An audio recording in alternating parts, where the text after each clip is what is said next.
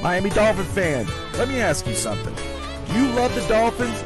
Do you think they are the greatest football team? How about the greatest show on surf?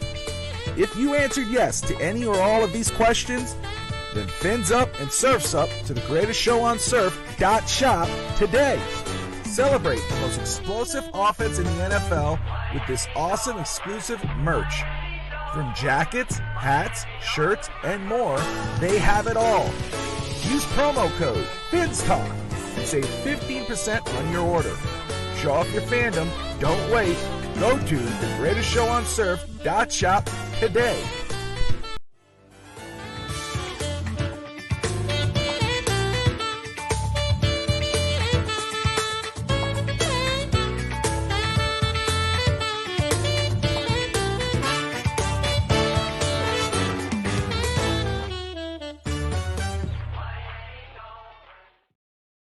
All right. Hello, Dolphin fans, and welcome to the Miami Dolphins post-game show on the FinsTalk Sports Network. I'm Bobby FinsTalk. That's Finstanza. You got Dolphin72, Courtney of Dolphins Diaries, and, of course, Neil of Fast Break. First off, Happy New Year's Eve. We're almost there. Yes, condolences. Thank you, Tati. And everyone else tuning in, thank you. Whether you're watching on YouTube, Twitch, Facebook, or Twitter, or X, we appreciate you. If you have a chance, hop on over to YouTube, jump in the comments here. We'll probably open up the line so everybody can kind of take and tell us what you think of today's game and wish each other a happy new year and hit that like and subscribe button. Dolphins, of course, we all know what the hell happened. No, I'm surprised too. But she promised me, she said, hopefully I'll sober up before. So she's not sober. She's not sober. She is here. She will try to get through this. But Dolphins lost 56-19, drop to 11-5 on the season, lose out on the number one seed. The Baltimore Ravens come out fighting. I mean, they lit it up, throwing 56 points on the Dolphins, 13-3. I mean, the Dolphins were dropping like flies. Bradley Chubb, Howard, Tua before the game was over. So I forgot, someone said, I think it was CB earlier, Finstanza. He said that Tua, or somebody said it. And forgive me if whoever's watching, if you're the one who said it. But someone said that the Dolphins are going to get blown out and Tua's going to be get hurt, and this guy's going to come in the fourth quarter. And he's spoken into existence. So shame on you, but you were right. It was CBS 1121. Yeah, so he might pop in here in a minute. But before we get more into it, Steve Malloy, great to see you, brother. But Neil, man, you requested, you're like, hey, Bobby, I want to hop on. And you know damn well you're always welcome. You just tell me, as the famous Courtney would say, drop the link. That's all you have to tell me, brother. I'll drop you the link. You know that. What's up, brother? Always. How are you doing, man? Besides anything else, before we get into the game, how are you? Good, man. It's been a good time. I've been busy at work, but it's always good to come on here and chop it up with you guys. It's good to see people joining the family like Courtney. This has been a great year for this network. And part of the reason I wanted to come on was because I wanted to be on this show to welcome in the new year, with you guys, Appreciate you, brother. Hey, I knew you were watching that game today. I know you were chopping at the bit to come on and talk about this. So I'm going to let you start it off. Obviously, we'll get deeper into it throughout the show, but give us your initial take and reaction to this football game today. Wow. It's hard. It's every time we play Baltimore, I just don't understand what it is, man. They just score a ton of points every single time. I've never had any other than last year, the fourth quarter miracle. It just feels like my entire life Baltimore has just dumped on us, and it's hard, man. There's just a lot, right? And I'm sure we'll go through it all, and I don't want to take this time to do it because, I'm sure we're going to talk about it, but there's just so many things that happened in this game that are just so heartbreaking. Heartbreaking is my main sentiment, to be honest. And it's like, I know we have 2 more weeks of relevant football. We're guaranteed at least 2 more weeks of relevant football. So I'd like to be the silver lining person, but we're just going to talk about the game, and not try to, focus on, the bigger picture and the peripheral stuff out there. I think it's inexcusable, man, that the team went out like that. The defense, it just didn't appear that they were ready for what Baltimore was putting down on offense. And that was pretty evident from the jump. I mean, when your offense starts with the ball and gets a touchdown the way they did, and then your defense just lets them just score as quickly as Baltimore did, I that was a red flag for me in the very beginning. I was kind of like, oh, wow, like that's how this defense is going to be on their first drive. And it got worse from that first drive, which was shocking because it was pretty bad, that first drive. I mean, the receivers, Baltimore's Rashad Bateman, who, I mean, Rashad Bateman is not a good receiver. He's not. And he was out there looking like, a wide receiver one. I kept thinking that Zay Flowers was making these plays, and then I kept seeing Bateman on the back, and I was like, wait, how are our DBs letting Bateman tear us apart? And Zay Flowers also made huge plays. Don't get me wrong, he did. But it seemed like Bateman just dominated us in key moments, especially towards some of the Ravens' last pivotal drives that really put the nail in the coffin. And then the running game, I mean, Justice Hill did anything he wanted to our D-line. He was getting like 6 or 7 yards every single carry. It was like they could not stop him. Lamar had like 2 runs. Everything else, he was just picking us apart with wide open receivers just running wild in the middle of the field. And then Odell just looking like Odell from like vintage New York Giants Odell, which, I mean, how was that even happening? And I know a lot of that's probably Xavien Howard getting hurt, because Eli Apple is burnt toast. But and Cater, on that touchdown to Ricard, that was one of the most inexcusable plays Coe made when Ricard is just running across the middle and the linebacker is supposed to shade the other receivers. It's clearly Cater's guy, but he just lets Ricard blow right by him and get wide open. And that was the kind of day that the Dolphins defense had. But was it all on them? No, it wasn't. I mean, I would say that the offense started pressing too much when they were getting down. Looks like Tua felt like he had to put the team on his back instead of taking the checkdowns. That one interception where Roquan Smith made just amazing one-handed interception. I mean, it was just that kind of day. Those ball credit to them, man. They made amazing plays. But Durham Smythe is wide open on the seam for probably a touchdown. And if Tua just takes a minute, and he was making really good throws in between multiple Ravens defenders. And I think on that one, he just forced the ball to Cedric when Cedric was never going to get that pass. And if he had just taken a minute and looked on the backside, he had Durham Smythe wide open down the seam. I mean, if you guys take a chance to go look back at that play, it's just, and then Mike McDaniel, obviously, and the whole coaching staff, I'm not going to put it only on him. I think it's just everybody. How are you just going to let the team get beat down like that in a pivotal game like this? And I'm sure we'll talk about it, the Bradley Chubb injury. I'm actually not as upset about leaving Bradley Chubb in there as much as other people are, because I see that a bit differently, and I can explain that later. Okay. But I think McDaniel's biggest failure in this game was just not having those guys ready at all for a game that, I mean, it was everything. Do something that this team hasn't done since the 90s to get the first seed. Win the division since 2008, and they go out like that. They got 50 burgered. It's a heartbreaking way to lose a football game. And that's kind of why I wanted to come on, because I wanted to try and, express my frustration and provide some cathartic release for the other fans that saw that too, because I'm sure they feel the same way we do. I mean, I try not to get too bogged down in my whole life as a Dolphins fan and how this is the same old Dolphins and it just, it seems like it never changes, but I mean, it doesn't change, right? So, I mean, it is what it is.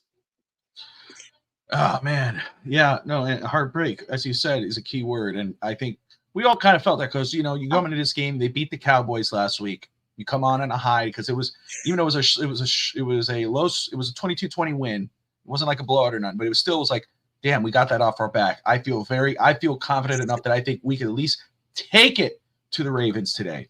That we at least can hold them, even because we talked about, like, I was like, man, I think this could be a low-scoring game. No, it wasn't. It wasn't for the Ravens. Our defense, which has been praised all year, it's fourth in the nation, won't be tomorrow, fourth in the NFL, gave up a lot to the Baltimore offense. I mean, they couldn't even slow, like you said, Bateman. They made him look like an all-pro. Odell Beckham looked like he just got traded from the Giants when he made that 100 catch and was one of the best ever. Lamar Jackson, I think, solidified being MVP. I mean, that's what MVP is about in these big moments, in these big games, when you could take it upon yourself and make your guys look better. Not your guys make you look good. You make them look good. And you can win football games. I mean, this guy was putting it here and there right in the spots. It was a tough pill to swallow. And, Courtney, I have to ask you what was getting to you there. But I love to get you, I see you going off. I saw some of the comments, but I was like, is there something on Neil's face? Is there something on what's going on? But, you're obviously, I saw a lot of what you were writing on X, on Twitter. But, your initial reaction to this game as you were watching it, as I was unfolding before you, and then afterwards, now, where are you at? Watching the game, the only word I have is clusterfuck. I mean, that pretty much just sums up the entire game for me. It just, there's not a better word. I live tweet during games, so some people got a little offended by that, but those are my honest reactions during a game. I don't think the Ravens are as good as they're going to be praised in the media. I think that this was a complete and utter defensive meltdown. And I'm putting the blame on Vic Fangio first and foremost. We've been saying it for weeks now that they start slow and then they start to maybe get a groove going. They started sluggish. They never got back up. It looked like he didn't even game plan. It looked like there were no adjustments being made. The fact that your linebackers week in and week out cannot cover a wide receiver, and you're going to continue to put Kader Kohu on Zay Flowers on the receivers, and then guess what happens? They get blown out. And I know with X going down, there was obviously a panic. Still can't wrap my mind around Eli Apple over Cam Smith, and I really need somebody from the Dolphins organization to tell me why before I go down and knock on some doors. Because Eli Apple shouldn't be in the league, shouldn't be on the roster anymore. And as soon as he went in the game, target. They're hitting him. They're hitting Kader. They're hitting Duke. Ramsey's really not getting tested much. The fact that Ramsey didn't shadow Flowers after X went out and, there needs to be an adjustment made boggles my mind. No pressure up front. I mean, it was just an absolute – it looked like an NFL team playing a high school football team, and – I hold the highest level accountable, which to me would be Vic Fangio. Offensively, didn't go well. My shining light is Devon Achane. I think he stepped up. I said, would he be able to carry the load? And I think he did. I think he needs to be used more. I think towards the third and fourth quarter, we started abandoning the run again. Shocker. Tua forces throws to Tyreek that he shouldn't be throwing. Like, he forces them. Like, he only wants to go to Tyreek, even when Tyreek has 5 men surrounding him. And I think a lot of these throws were, listen, I'm Italian. I talk with my hands. FinsTalk. Gonna get Tommy to veto up you. No, you're talking about no, people were quiet. No, I did this because of Bobby knows how I describe our quarterback right now, so I was just doing the moves. I know, yeah. I thought the you robot. No, I would never make fun of my beauty to my beast. No, I would never do that. Achane is the only positive thing on this entire team. My family really let me know that they were right about Chase Claypool. I think the drop touchdown, Tyreek's drop touchdown, it was just like a meltdown of all sides. Braxton Berrios catching a punt that shouldn't have been caught. The kickoff. Yeah. Like, I don't know how I feel about Braxton Berrios on special teams.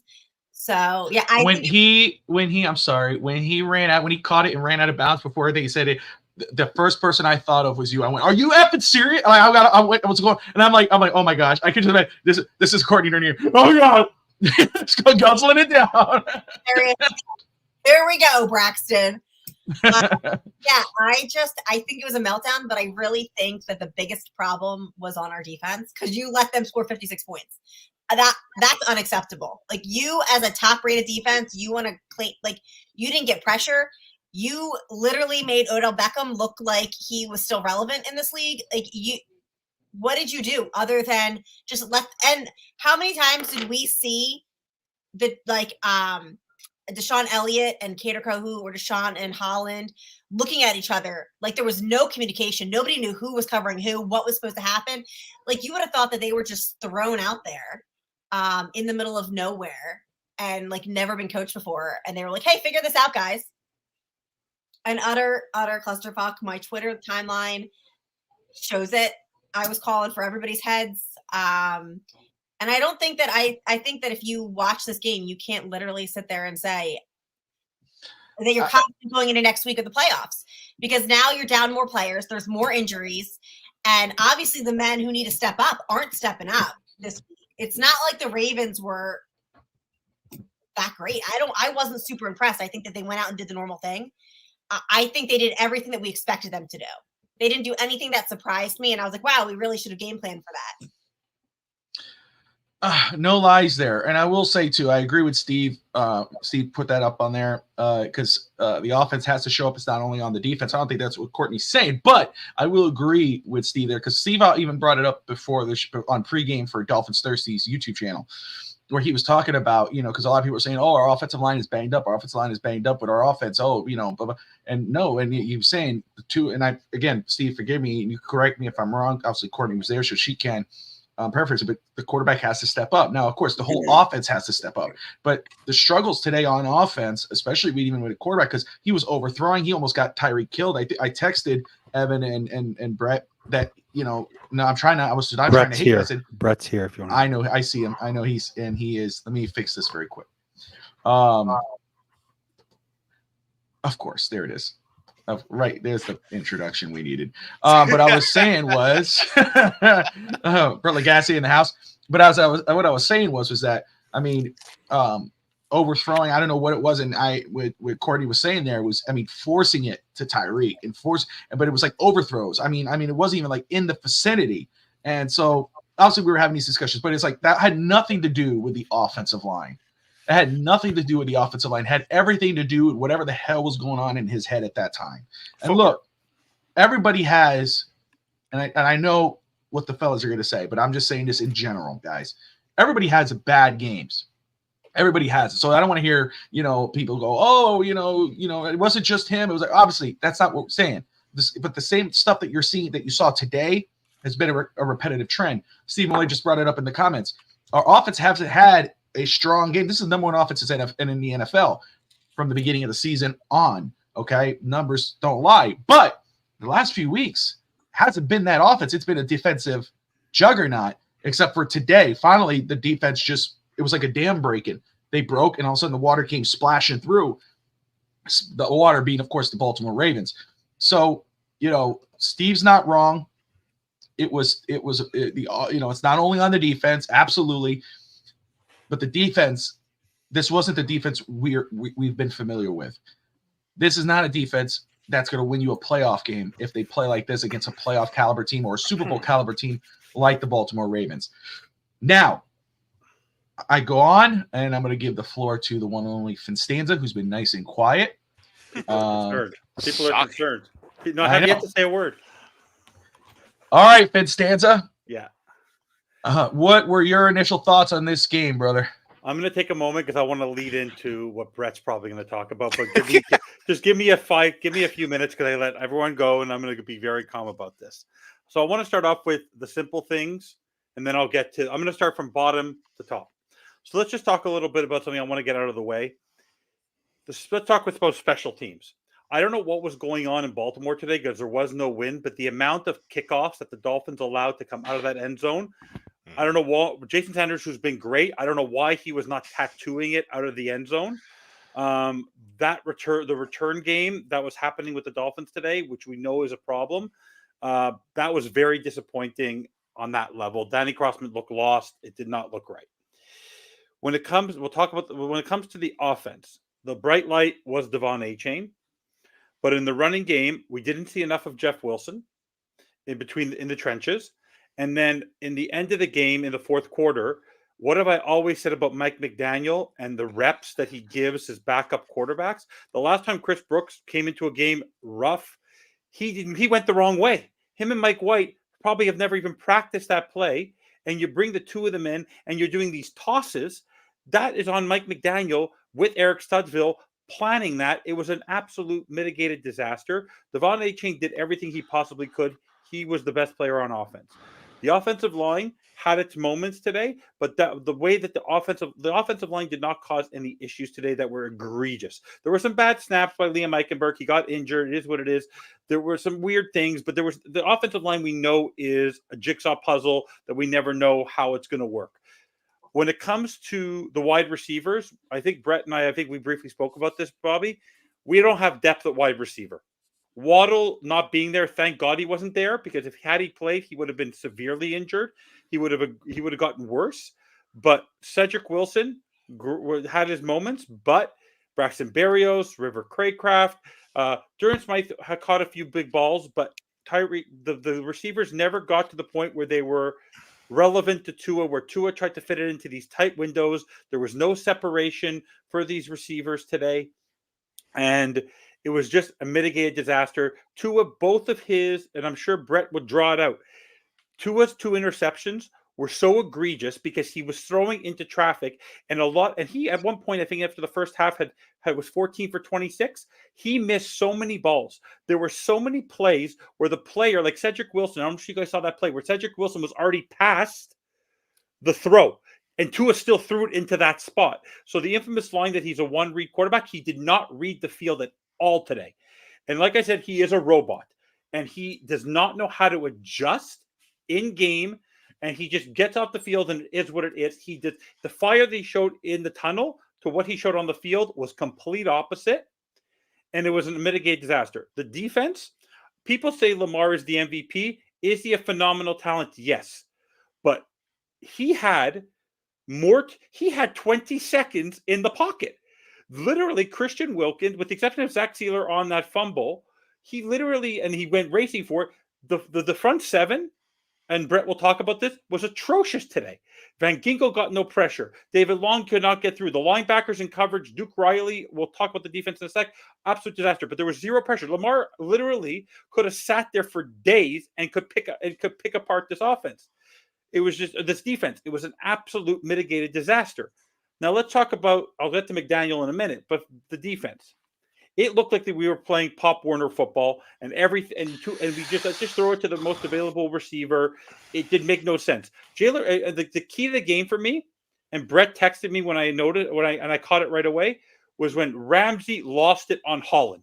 I knew right away the game was over when Holland looked lost, and then Elliott was talking to. It was just Ramsey just lost his mind. Wilkins, did he play today? I'm not even sure. The only defender I actually saw today, because even before Chubb got injured into the game, he had got no pressure. Van Ginkel got no pressure. Duke Riley in coverage. I've been saying this for days. Whether it's Baker, stop having linebackers cover receivers. We don't have athletic and enough linebackers to be able to perform that task, but we don't adjust to that. I don't know if you happen to notice today. They showed Mike McDonald. They showed, I forget his name, the offensive coordinator. Where was Vic Fangio? Did he make the trip? Because he wasn't there.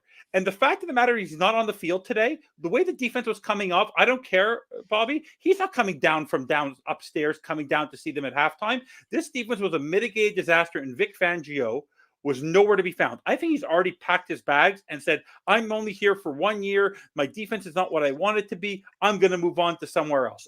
Looks completely disinterested in running this defense because he's up there. And the fact that they never put him on TV today was shocking to me because they showed every other coach. Where was Vic Fangio today? It was absolutely a disaster. Mike McDaniel. No one on this network is a bigger critic of Mike McDaniel than yours truly.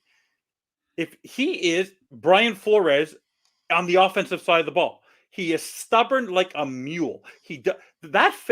Those fades in the end zones, until he learns to stop throwing and the goddamn bubble screens. I don't care about Brett will go into this. When Tua sailed that football over Tyreek and go, enough is enough with these stupid throws. He wasted downs every chance he got. The fades to the end zones make absolutely no sense for the kind of athletic receivers that we have. Chase Claypool was a mess today because it's his first time he's really on the field. Chosen dropping balls. Everyone's dropping balls because he doesn't involve anybody else. It's beyond me. Mike McDaniel as a coach today looked lost. He looked absolutely lost. He did not know how to adjust in this game. He didn't adapt. It was the same team. And remember I said at the beginning of the game, if the Dolphins get the ball and they score, if the defense sucks and then we don't come back and we start making mistakes and he doesn't keep up with Lamar Jackson, we're going to lose this game quickly. And in the end, we all know this. We're all fathers. We're all moms. We're responsible for our children. So no matter what our children do, in the end, if they do something wrong, we're responsible for their behavior. And Mike McDaniel is responsible for the overall structure and foundation of this football team, and he continues to crap the bed. This is the wet football game of Flores, 56-26. This is the 48-20 game with the Bills, when we got crushed a couple years ago with the Bills in the play. There's nothing different. There's nothing different about Mike McDaniel as a coach, because what he's doing is he's trying to elevate an average quarterback and a non-athletic quarterback into something bigger than what he is, and it's just not working. It's just not working because his play calling will only get to us so far, and he's not adapting towards it. It's an unmitigated disaster. Now let's talk about where he's holding up Fire Greer.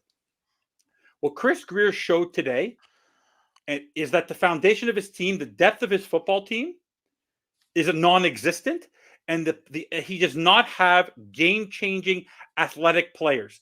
The Miami Dolphins today were the Kansas City Chiefs. They were dropping footballs. Tyreek's a phenomenal talent, best player, but your best player has to be your quarterback. Tyreek Hill dropping that football, he was already celebrating. It's that guy who tries to catch the football behind him and starts running before he actually catches the football. There's something about this team. There's no true leader on this football team. And the fact that after the game, they're talking about, what was he talking about? Tua said, this is going to build us the camaraderie. It's going to build us close together. I don't care. I want wins. If you look at the league right now, the Eagles, there's never been more wide open. There's only two really dominating teams in the NFL right now. It's the 49ers and the Ravens. There's other opportunities to upset them if you could do something. No one else is a juggernaut. The Cardinals lost to Kyler Murray today. There's the Pittsburgh went into Seattle, beat them. Everything is happening in the NFL. It's so all over the place. Mike McDaniel has the opportunity to do something great here, and he's not. He doesn't want to adapt. He's exactly Brian Flores, and I think what I say about that is it's the culture of the team. The culture of the team, though, flows from the upper management. So whether it's Top Garfinkel, whether it's Stephen Ross or Chris Greer, who's been there forever, there's something wrong. There's a talent deficiency in terms of character. I don't want to hear about this whole family nonsense. It's not about family. It's about football games. Jim Harbaugh, I think that what he did, he's allowed to shove it down their throat. And Brett will go into it about how the Harbaughs are. Like the fact that Chubb got injured and then he threw a touchdown right after that is really deplorable. Not because they can go score the 50 burger. It's the fact that you did that right after that play because you're classless. That's just how Harbaugh is. That's how the Harbaughs always are. They don't care. They just want to win football games. He did this to Fangio 3 years ago when he was the coach of the Broncos. The game was over. Let's just shove it down their throats again. The reason why I want the prosecutor here today is that Mike McDaniel should be prosecuted for leaving his team. Because if he's going to leave Mostert out, because he doesn't want to hurt him for the playoffs, and he doesn't want to leave Jalen Waddle, how the heck do you leave Bradley Chubb, Christian Wilkins, Zach Sealer, Jalen Ramsey, all your star players when the game is over? Anything can happen in football. Tua shouldn't have still been in that game at that point. Tua, by the way, can't play baseball because the guy. Why is he sliding 15 yards before he actually might get hit? Like honestly, I'd rather you not slide, because even when you slide, you get yourself hurt. It's really ridiculous. But Bradley Chubb's injury is on Mike McDaniel, and Mike McDaniel's comment at the end of the game made me even more annoyed by him, because he's saying, "How did I realize?" And he regrets it. You saw him. He knows he screwed up here. There's a lack of accountability on this team. Stephen Ross right now is too laissez-faire, I guess, because of the tampering last year and all that, but he's too laissez-faire. Chris Grier has a significant talent management problem, because there's no one on this team who can grab this team, whether it's the coach or whether it's a star player that can really rally these guys, because now they're all infighting with each other. Overall, whether it's Chris Grier, I told you this right now, I'm telling you this right now. If they lose next week and they back out of the playoffs, I want everyone fired. I want everyone gone. Grier, McDaniel, Fangio, figure something out, reevaluate, start again. Because this rebuild did not work. And in a year from now, you're going to be in cap hell. So what's the point of bringing this back? Because what are you going to prove? This team proved today that when it matters, and Bobby, you've been there, the West football game, the Buffalo games, the Alouettes posted about the fact that the Alouettes, who are my Montreal Canadian Football League team, that don't worry, you don't have to beat good teams, because they didn't beat anyone good, and then they won the championship in Canada. But the Dolphins against the Eagles, against the Chiefs, against the Bills, we've been outscored 150 something or 130 something to 50. We are, and that falls on the head coach and Chris Grier. Those two right now are hindrances to our football team. This team is going nowhere very, very fast. Now that the Chubb is injured and X is not going to be 100%, and Tua doesn't look right, and Waddle's not going to be back, Mostert's not going to be 100%, it's going to be a joke. And now what's the worst part is, and Brett's worst nightmare is about to happen. We're going to get flexed to Saturday or Sunday night, probably Sunday night. It's going to be a primetime game. The Dolphins suck in primetime. We're going to back into 6th place. We're going to have to go into Arrowhead and get our butts whipped. So I want to jump to well, actually, no. Did I? No. By the way, when are you prosecuting McDaniel for assault? When I was gonna, did I go, Brett? Did I give you your time to talk about this game? No, Brett hasn't talked yet. I'd like to. Okay, I want to make sure. Sorry, if FinsTalk went on for a while, and that's not to say that I didn't enjoy what he's saying. I just wanted to make sure I don't lose track. No, I led into Brett. I gave Brett. I was enjoying 30 minutes later. Brett loves. No, that was 13 minutes. That was 13 angry minutes. 3 months. Did you time yourself? No, I see the clock. I see the clock above me. I think my daughter was feeling the pain. She was angry. She's only 3 months old, and she knew. Oh man, where do we even start? So what's up, TD? Yeah. Did McDaniel tell the guys they were playing today, or what happened? Because defense didn't show up. Linebackers couldn't cover, which we know that. Our linebackers are the worst linebacker core in the NFL, hands down. And that tells you how good Tyndall is, because he can't even start over a backup linebacker in Duke Riley. So Greer's doing a great job drafting. Cam Smith couldn't get on the field, while Eli Apple was burnt toast all game long. It just frustrated, because it's like you watch this team. Ramsey's flipping out on the secondary. Holland's supposed to be the leader of the team. He's lost the entire time. I don't know if the knee injuries or what, but he was terrible in coverage. Elliott was bad, taking bad angles. The linebackers just getting lost in traffic. The D-line could not get pressure.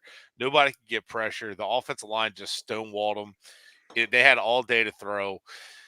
Offensively, I'm sorry, guys, but Tua's not it, and they're going to get ready to pay Tua the big money. And you can look up all the big numbers you want, and I've been holding on to this for a while. But guys like Kyle Wharton have put up big seasons too.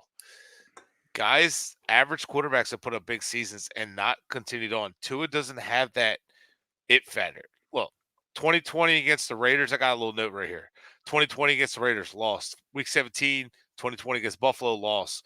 2021, Week 17 against Tennessee, lost.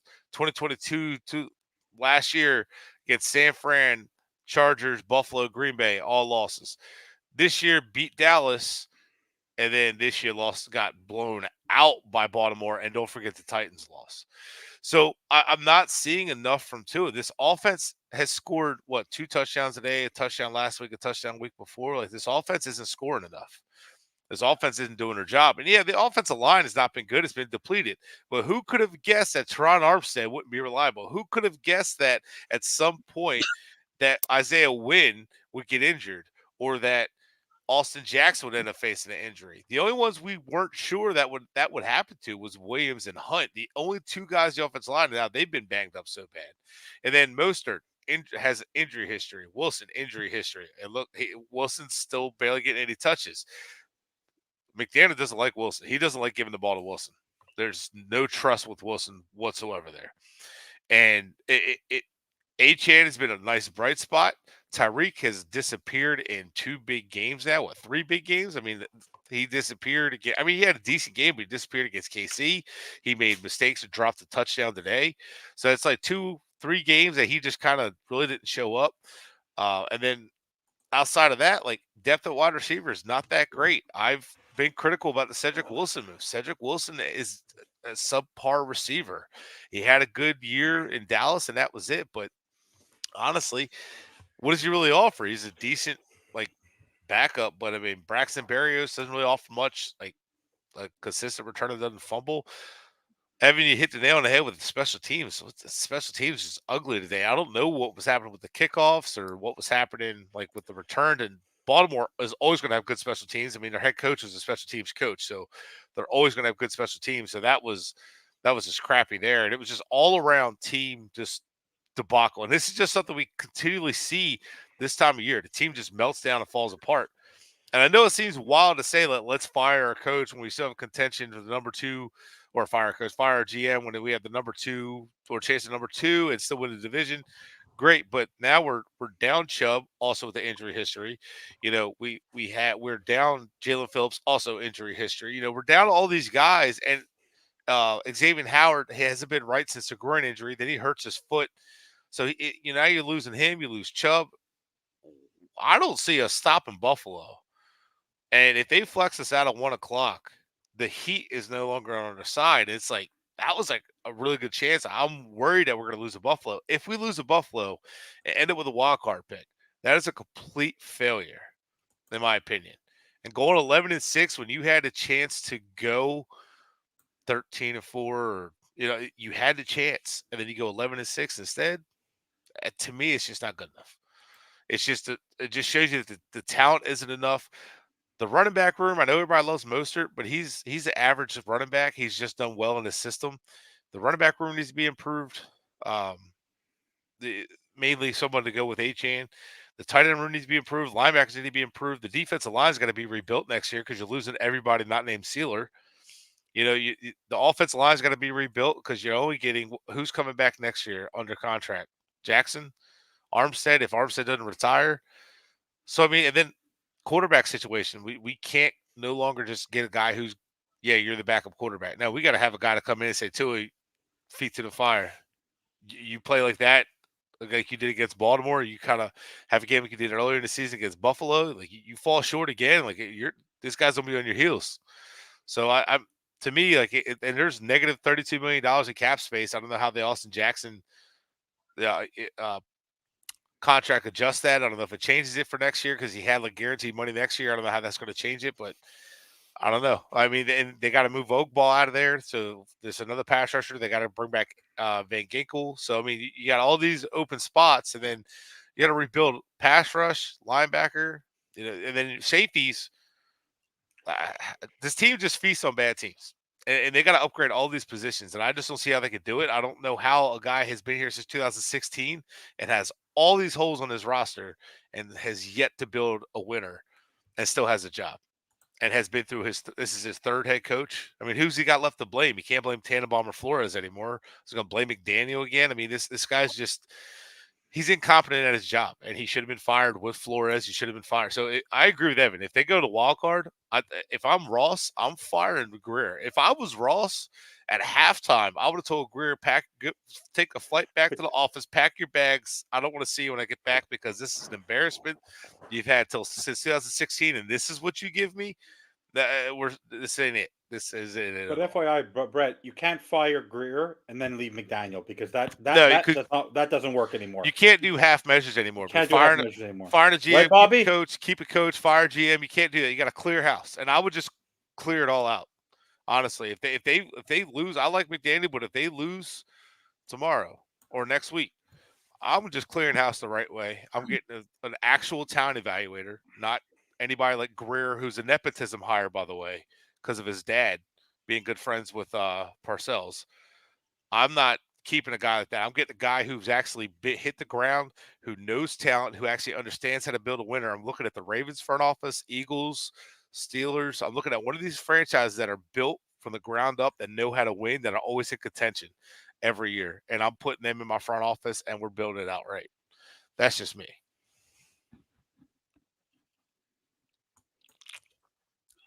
All right.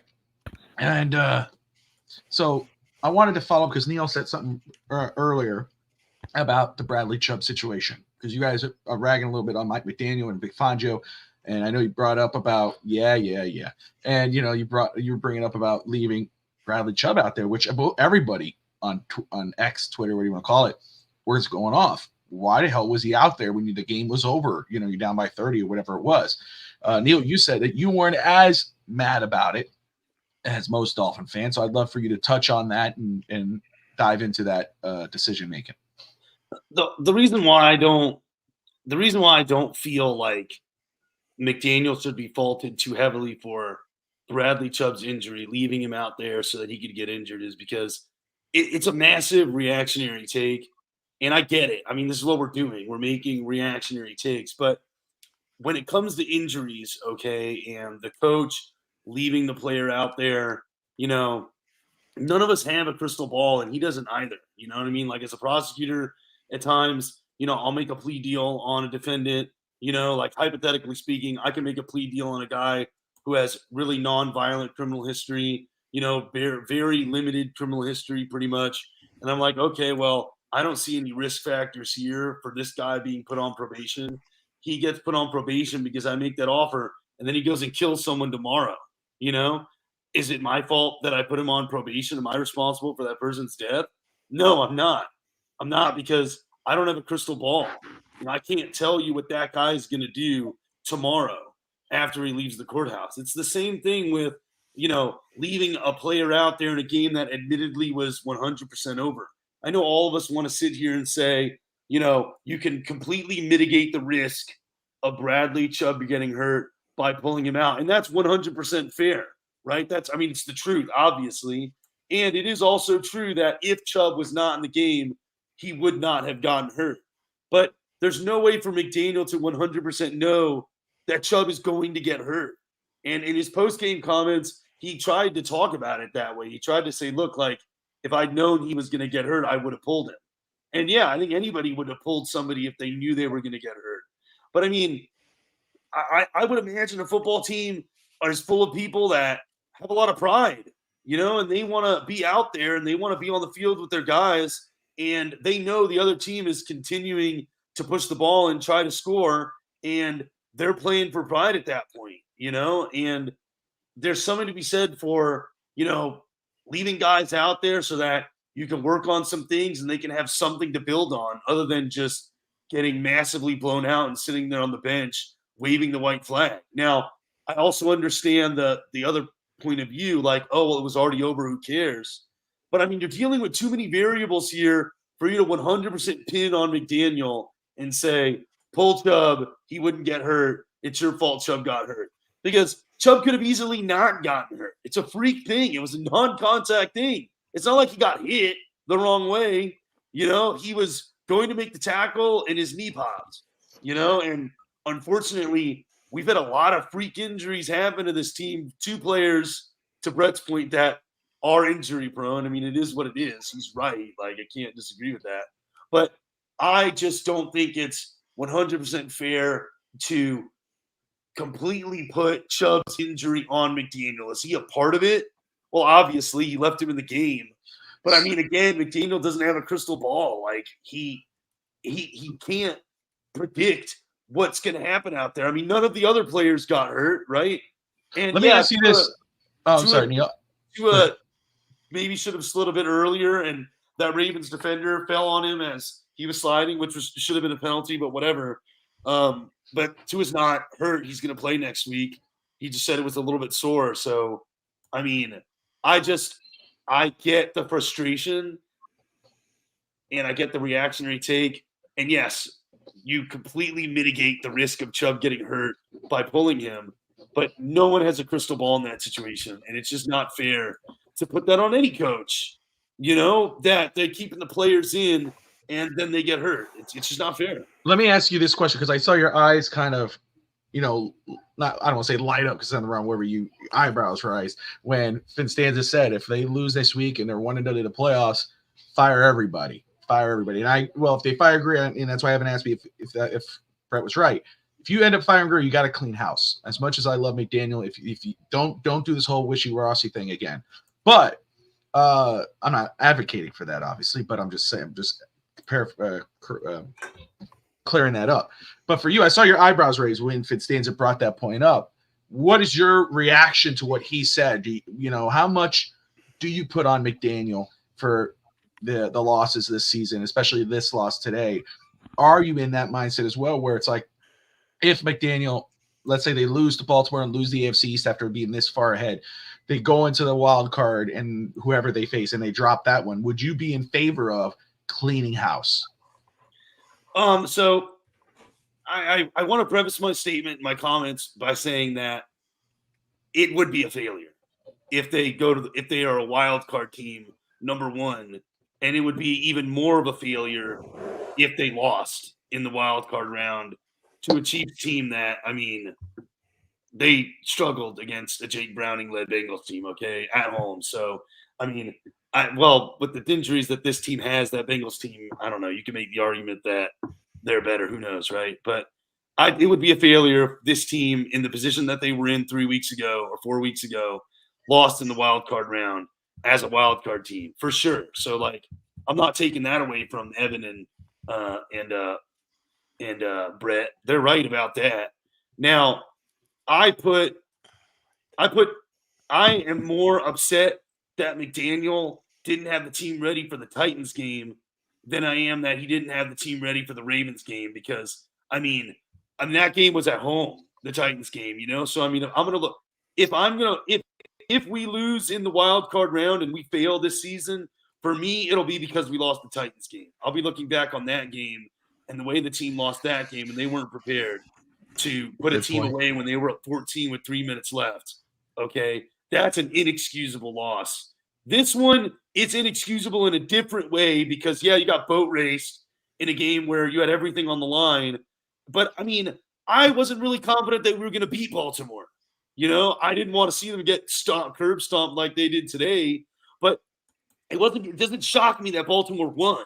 It just shocks me they beat us this way, and that's embarrassing. It is on him. I'm not trying to take blame away from him or anybody. I'm just saying I focus more on the Titans game when I grade McDaniel than this game, okay, for sure.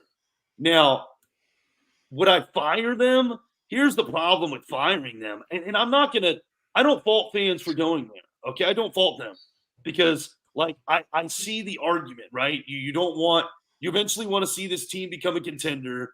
You don't want to see middling average seasons. And so, the ends justify the means, right? Firing the coach and the GM will at least give you a chance of eventually seeing a contender, I think is the argument, right? You can, have somebody who's better able to rebuild the holes and somebody who, is a better head coach, right? A better game day head coach instead of someone who is a bit average right now. My only concern with firing Greer and McDaniel at this point, is, you've got a team, and yes, they might not have the depth that we wish they had, and that's, Greer could have done a better job getting depth. But you fire these guys next year, what happens next year and the year after that? You're looking at 3 years potentially of a rebuild versus, maybe these guys get healthy and they can make another run next year. It's been my entire life of not seeing this team win a playoff year. And so, I still think this team, well, you're looking at Chubb not being available till the middle of next year, and Phillips probably as well. And Brett's not wrong. I mean, they might transition tag Wilkins and he stays, or maybe they let him go. And there's a lot. Who knows what the team's going to look like? But at least with McDaniel and Greer, you have some sort of stability. You bring in new people, everything changes. You don't have no idea how that's going to go. Okay, you hope it gets better, but it could get worse, And as a fan who, wants to see this team succeed sooner rather than later, I just don't see that as being the right step. But their points are well taken because obviously Greer has not gotten the depth on this team. It is one of the worst linebacking groups in the NFL. He's not wrong about that. And it is full of injury-prone players. He's not wrong about that either. And yeah, the individual who has the ability to draft and sign people who are not injury-prone is Greer, with McDaniel's input. But I just think that I think it would be a very it would have disastrous consequences as well. There isn't an easy solution to this, is what I think I'm really trying to get at here. Because here's the problem. Whether we like it or not, Tua is the best quarterback we've had since Dan Marino. He is. There's nobody that's been better. And that's what is going to cause this team to re-sign him. And so if they re-sign Tua, do you want a head coach who's just who you don't even know is going to want him? I guess that's why you're saying get rid of Greer, because you're hoping that they don't sign him. But there's no way in hell they don't sign him. They're signing him, right? That's what's going to happen. I mean, we have to all be honest about it. He's going to get a contract. So, I mean, do you want the guys who are willing to work with him, or someone who's going to be like, I was here a year and I'm going to do what they did to Russell Wilson, and now you've got $35 million it just gets worse. So I don't know, y'all. I just think it gets bad if we do that. So, and I saw somebody write, Courtney's gonna fall asleep. I had her list. I actually have a note here to ask her a question, and Courtney, you could react to anything you've heard, and then we'll follow up with the question. But my question for you is: we talked about this on pregame earlier today. It was a question from Steve Malloy on Real Talk FinsTalk about for these next 2 weeks. Do we, because we have the playoffs secured, should we rest players to save them from injury? Now we had a game here. Tua goes down to a shoulder injury. Of course, he says it's sore. He'll come in next week. But Bradley Chubb, our two top pass rushers, now out for the season. Bradley Chubb, Jalen Phillips are gone. Xavien Howard, whatever happened with him, he's out. So same question now with 1 week left to go. It's a fight for the AFC East. But we know no matter what happens, we're going to the playoffs. Would you right now, seeing what happened today, knowing what we have everything secured, would you say, you know what? Let's rest the guys that are sore, let them sit out, and let's just go. If we lose this game, we lose this game. Are you still in the mindset, no, everybody should play, we're playing for something, or no, sit out those guys and let's just get to the playoffs? No, fuck Buffalo. Fuck Buffalo. I'm not rest. You want rest? Go to fucking sleep earlier. You have a spot to secure. You have a playoff spot to secure. If you don't win, you're going to screw yourselves in the playoff, go on the road, potentially get a 7 seed. If things don't fall the way you want, your destiny is no longer in your own hands. You have to go out there and compete. And, no, you don't rest your players. Call a better game. That's a no bullshit answer. I like it. I got it. She's been holding that. You can tell she's been listening to you guys. She's like, I want in on this. And she just went, F-bomb, F-bomb, F-bomb, F it all. F-bomb. She's going to go to her backyard later and go, F Buffalo. She's going to just go right off. There's Buffalo fan behind me. That answer is like mic drop answer. Yeah. I'm all about it. She didn't continue talking. She just stopped and waited for someone to say something. She's like, I said, anything else? May I help you? Gosh. Okay, so.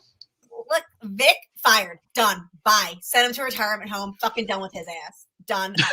I've seen him. I don't like it. I'm done.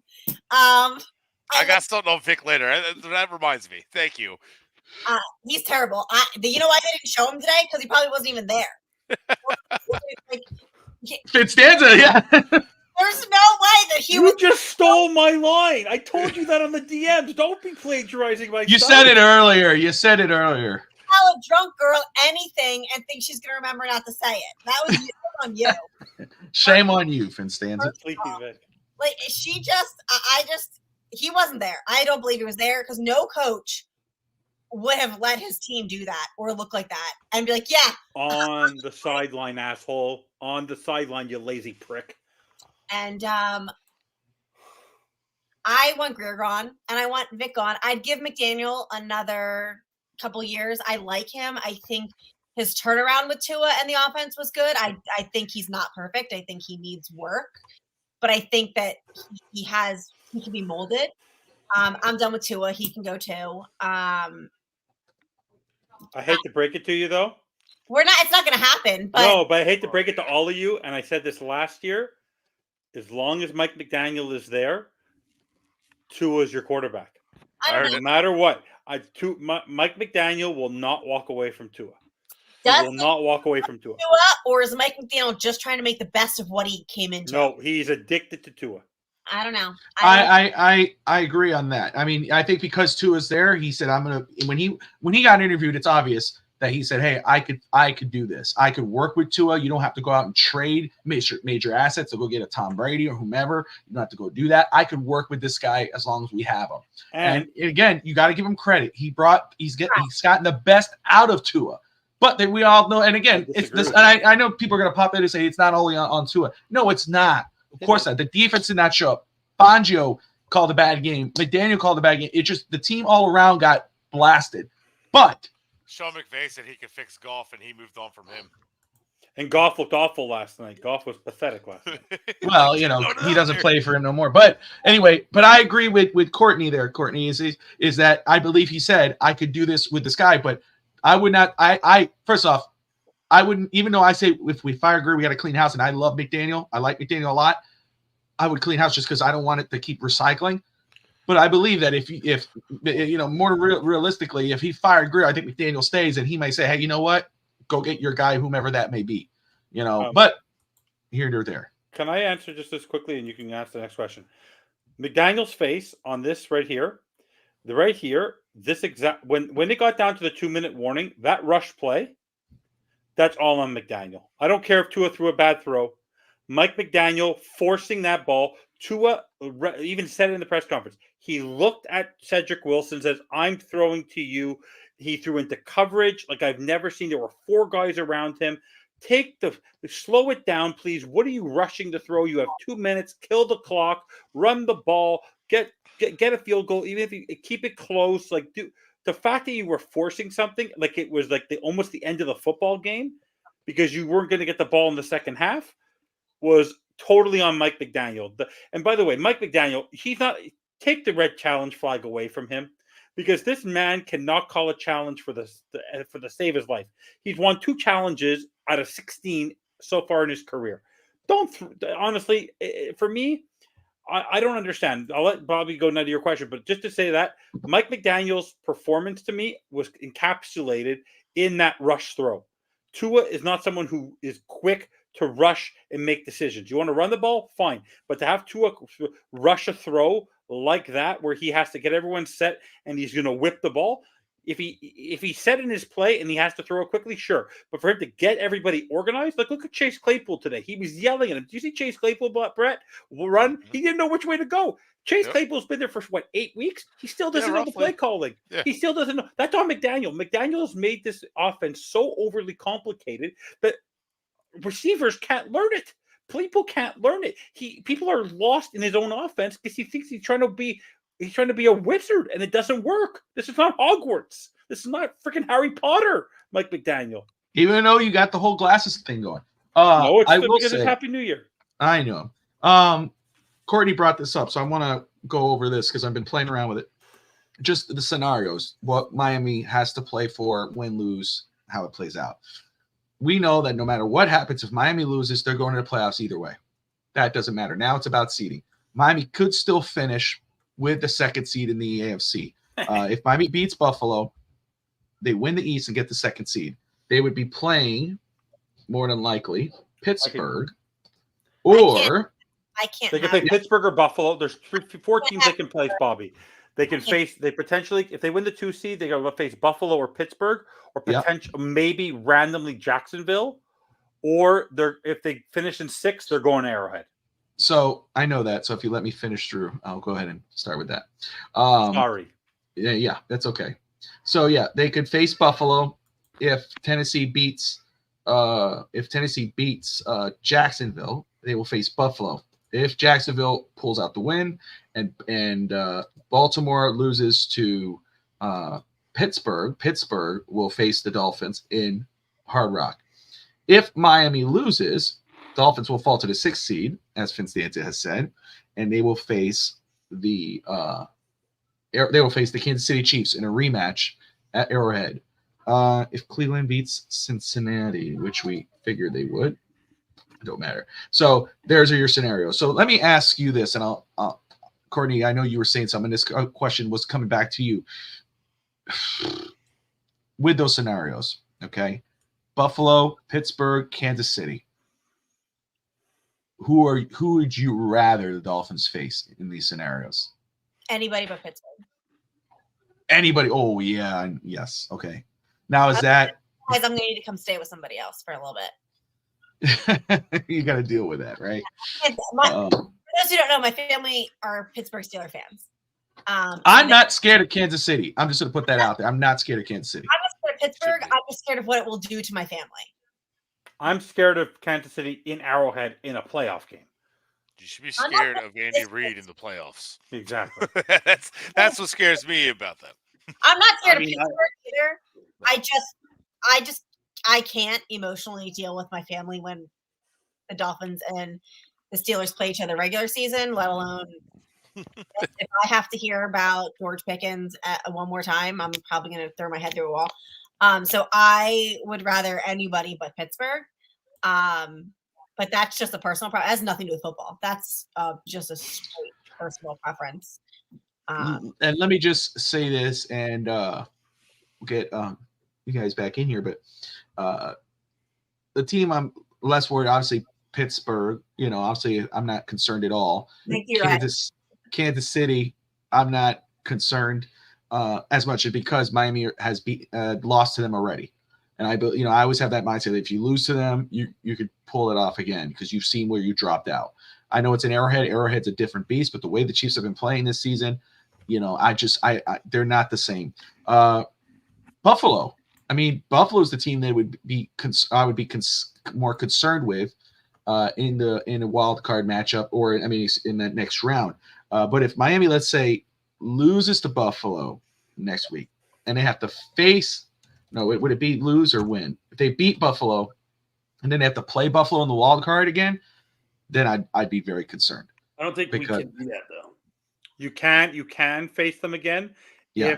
If the Indianapolis loses, if Jacksonville, I think, loses, if Baltimore beats Pittsburgh and or Indianapolis win, and Pittsburgh loses, then Buffalo can if Pittsburgh loses, and then I think Jacksonville loses, they might fall out, and then what do you call it? Buffalo would get 7, and then it sort of falls weird like that. And I think if Baltimore beats Pittsburgh, Indianapolis loses to Houston, and even if Jacksonville beats Tennessee, I'll play with it. If Jacksonville loses, if Tennessee beats Jacksonville, then Jacksonville will travel to Miami if Miami wins against Buffalo. But if Jacksonville wins, then Jacksonville will move to the 4th seed and Buffalo will come to Miami 2 weeks in a row. So they'll just stay put and say, okay, we lost. We got a chance to just kick them right back out. So that's what I'm like. I'm more nervous about that than I am about week 18. Yeah, I don't want to play. To be very honest with you. By the way, one thing I just want to point out quickly is we were wrong because of the final score, and it's because New England's offense is so bad. But I hope you know that Josh Allen was 15 of 30 for 169 with 1 interception today. He had a passer rating of 53.3. He was god awful. He was like trash. He was worse than Tua today. I want to say. Can I say this? But I do not want to face him. He's our guy. Okay.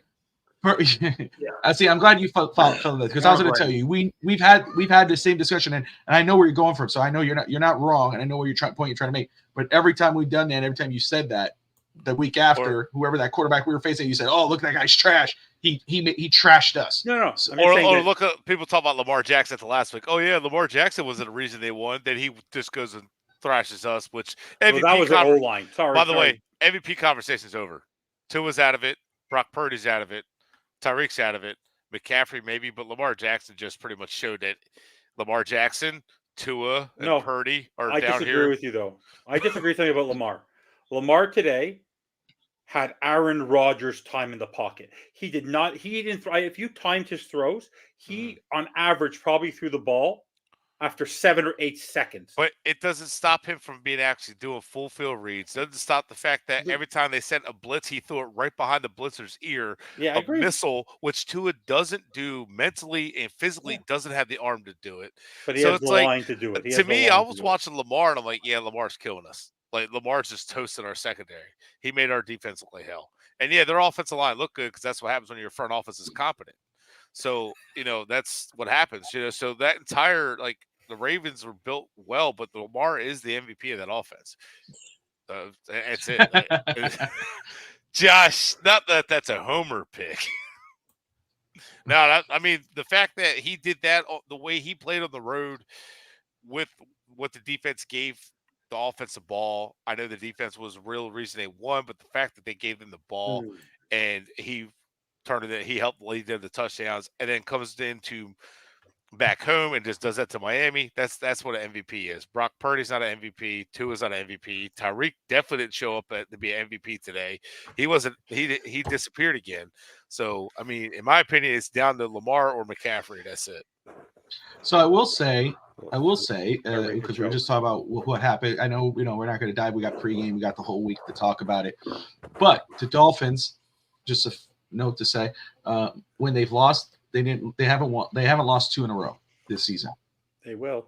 Yeah. Ooh, FinsTalk. FinsTalk. 1 o'clock game, they'll win. Night game, they are toast. Don't do that. Don't do that. Yeah, I hope you always hedge your bet. You always hedge your bet. I hope it's you just said they will. You just said they're going to lose 2 in a row. At night.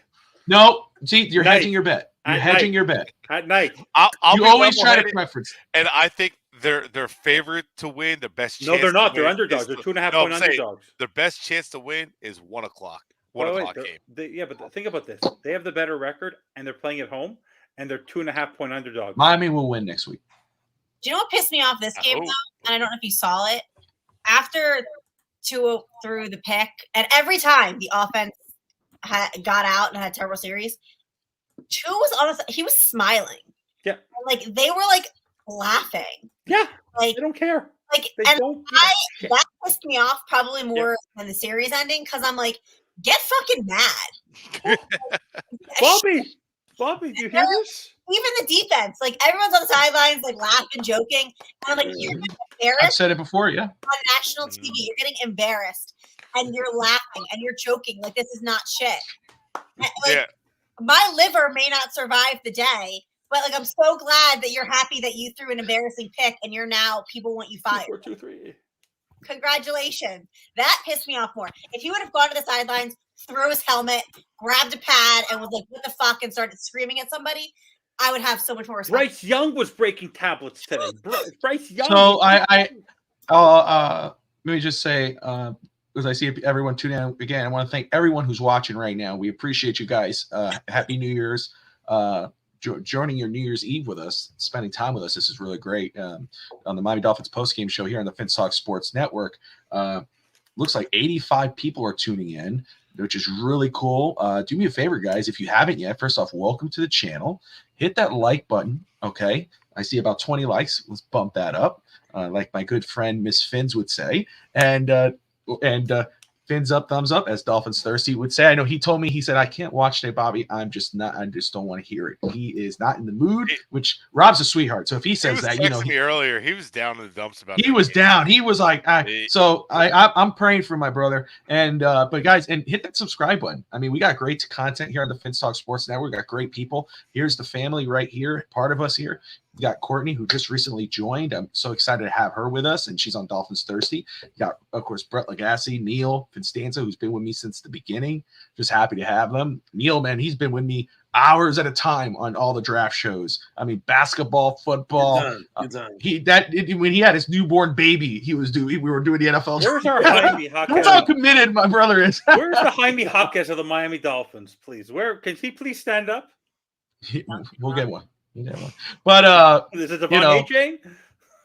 Hey, and let me say something about A-Chain. And I know Courtney brought this up. And Courtney, I'll let you follow up. And then Neil, you could come after that. A-Chain, man. And I forgot who I had messaged this to, and maybe it been Brett and Evan. But that dude, the way he played today, filling in for Raheem Mostert, and then it's this, and again, I'm not ragging on him, and I know people are going to say that, and I can see the comments. Everybody's going with the Herbert conversation again, but in spite of Tua, what a catch, what a touchdown grab by Devon A-Chain. That dude, he's not good, he's not great, he's special. I mean, and I'm not saying that doesn't mean in the offseason, I'm not saying. If Raheem Mostert is still here, great. Keep him. And I love Mostert, and he's had a phenomenal season. But this dude is special, man. You get him paired with another dude, or you keep those two guys together, they're going to do big things. And H-N is going to be special going forward. So you talk about the hits and misses of this football team. That dude is a hit.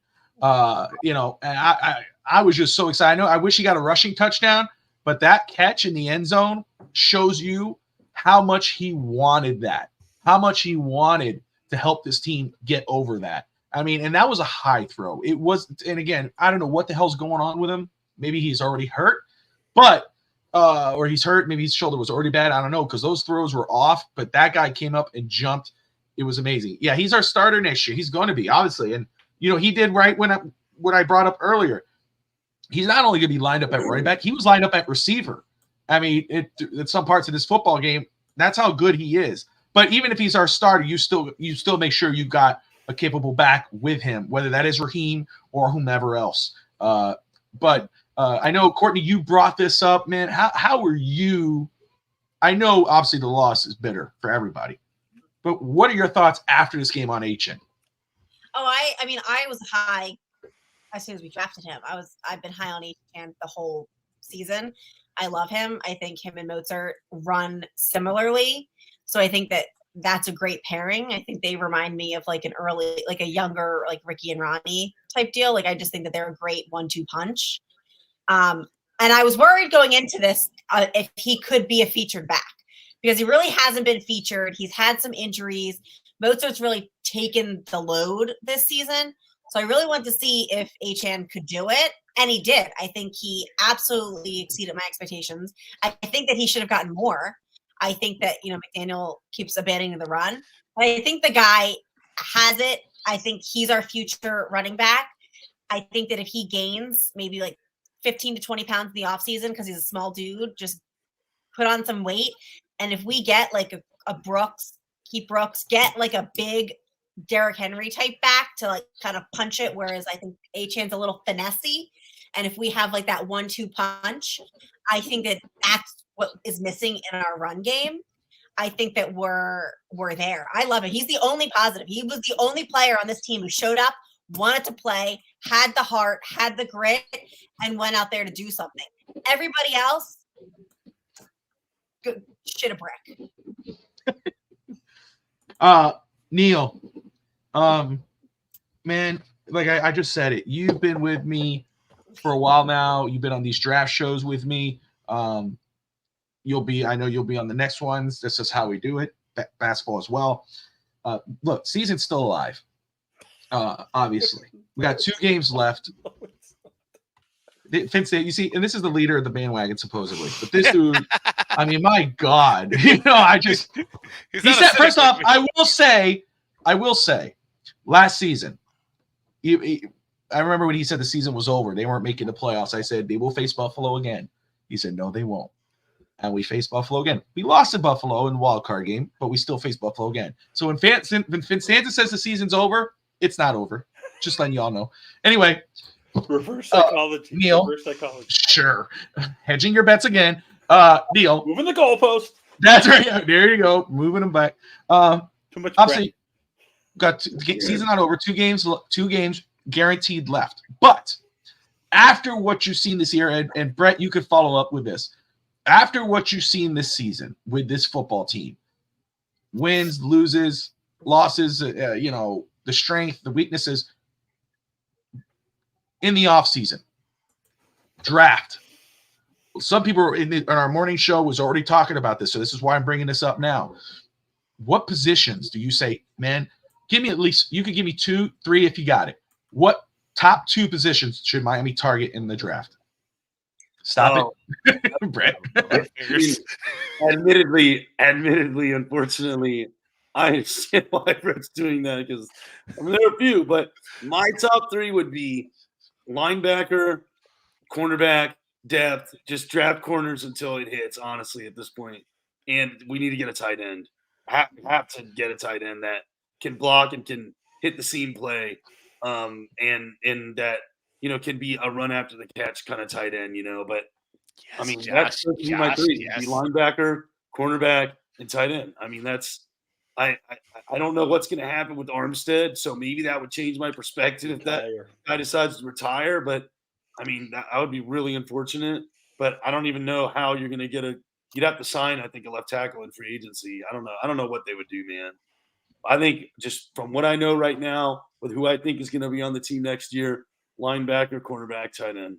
Just because tight end really would unlock this offense, I think. I mean, it would alleviate a lot of the pressure off of the wide receivers having to, and maybe it would lead to being able to, give the defenses different looks because, it can't just be Tyreek 70% and then 30% to just the other receivers, which it is right now. And then the running backs just, hitting those outside zone holes when they can. We got to have a tight end that can hit the seams. Great points. Brett, at least give me 2 or 3. I know you want to give me 10. But when you're talking draft, though, if you go to draft, like Josh did say, Philly needs in the free agency, best player available in the draft. But what that really means is impact players in the draft, especially early on. I agree with Neil. Tight end is a big need. Smythe is like a decent second tight end. You got Julian Hill, but tight end does take a while to develop. But Julian Hill, there's some potential with him, especially as a blocker. But what his ceiling is, I don't know. But I'm not going to go with these guys like that. That we're just going to say, well, this is definitely what we have. Definitely need to upgrade that. Linebacker is it is a must, absolute must to get a true stud linebacker. Baker and Long are pretty much the same linebacker. I like Long a little better, but other than that, linebacker's so bad. It's been such an Achilles heel with this defense, and I know it looks like the secondary is the problem, but linebackers are not getting the angles. They're not getting the depth. They knew that Justice Hill would outrun our linebackers. Our linebackers didn't have good angles, and it did not take. Justice Hill's not running crisp routes. He was just running to an open spot and just torching his linebackers. It was bad. And but then also likely with the catches he had, the tight ends coverage wasn't there, safety coverage wasn't there. This is going to be one that people aren't going to agree with. I'm not just going to say running back because we could upgrade running back, especially most of being 31, 32 next year. But safety. Say what you want about Holland. He's not played at an all-pro level all season. He's a good tackler, good leader, but he's not been that great. He's been decent. He's had moments. He's been solid, but his coverage is hit or miss. But give me another good safety, and that's one thing we're really lacking there. I think a good safety, a ball hawk safety would take over. That's my opinion. FinsTalk, any follow up on that? Yeah, 3 positions. General manager, head coach, and quarterback. Can we draft those? Can we draft those, Brett? Sure. Can we draft a general manager? Can we draft a head coach? Or can we draft a quarterback? I'm going to leave that answer as it is. I think that was a perfect answer for FinsTalk. You can't go wrong with FinsTalk's if we classic. trade a pick for Bill Belichick, that's one one guy fills 2 holes, right? Those guys that like my idea of Belichick coming in and jumping in the overseeing the front office, we would actually have an offensive line, physical linebackers, physical defensive. Oh, I mean, our defense would be tough. Those guys would be tough. We'd have offensive line, defensive line, linebacker, and the key word here is opposite of Greer, Cottonelle soft, physicality. Yeah, they would be hardcore. Yeah, I don't know what's The Patriots. Listen, he actually might not get rid of Tua either, so maybe Tua should be, because he doesn't give a shit about who's playing quarterback. Oh, I was just going to ask Courtney. I was going to ask Courtney the same question. Jeez, I was going to ask Courtney the same question, but I want her to react to what you guys are saying, and then Jen, I'll ask her. She didn't react to my comment. She didn't find me funny. Everyone else did. She's tuned you out. Courtney, what do you think about the Belichick thing? I think you guys are nuts, but I'll let Courtney. That was a joke for me personally. I know. Here's my rebuttal to the Bill Belichick thing, because you say that he would beef up our draft and everything. Tell me how the Patriots are doing right now, because he's in charge of that, right? Well, yeah, he missed a quarterback, man. No, yeah, he was some quarterback too. Tell me one stud on the Patriots right now. Well, that's what I'm telling you. That's what screwed the pooch is missing a quarterback because there's just a reliable quarterback. Like receivers, can't draft wide receivers. No, he doesn't. He's never drafted wide receivers, but he's always built a core like Jones, and you want him to Baltimore. Miami, and you're going to put him in a draft to pick another quarterback. He got lucky as shit with Tom Brady. It would be Tua. No. I said offensive line, defensive line, linebacker. I'm tired of the pushover. He would at least have dogs in his team. So, retirement home that Vic Fangio's going. They can go run their family. Oh, I forgot about my point about Fangio. we'll let you follow up. But Courtney, and the guys, this is Courtney of Dolphins Diaries. Check her out on Dolphins Thirsty YouTube channel. She is fired up. Catch her usually on Thursday nights, but unless she has a special guest, that night may fluctuate. Anyway, top 3 positions you think Miami should target, I would say in the draft or in the offseason. I would like to preface this by I'm so much nicer on other shows when I'm sober. Well, thank you for that.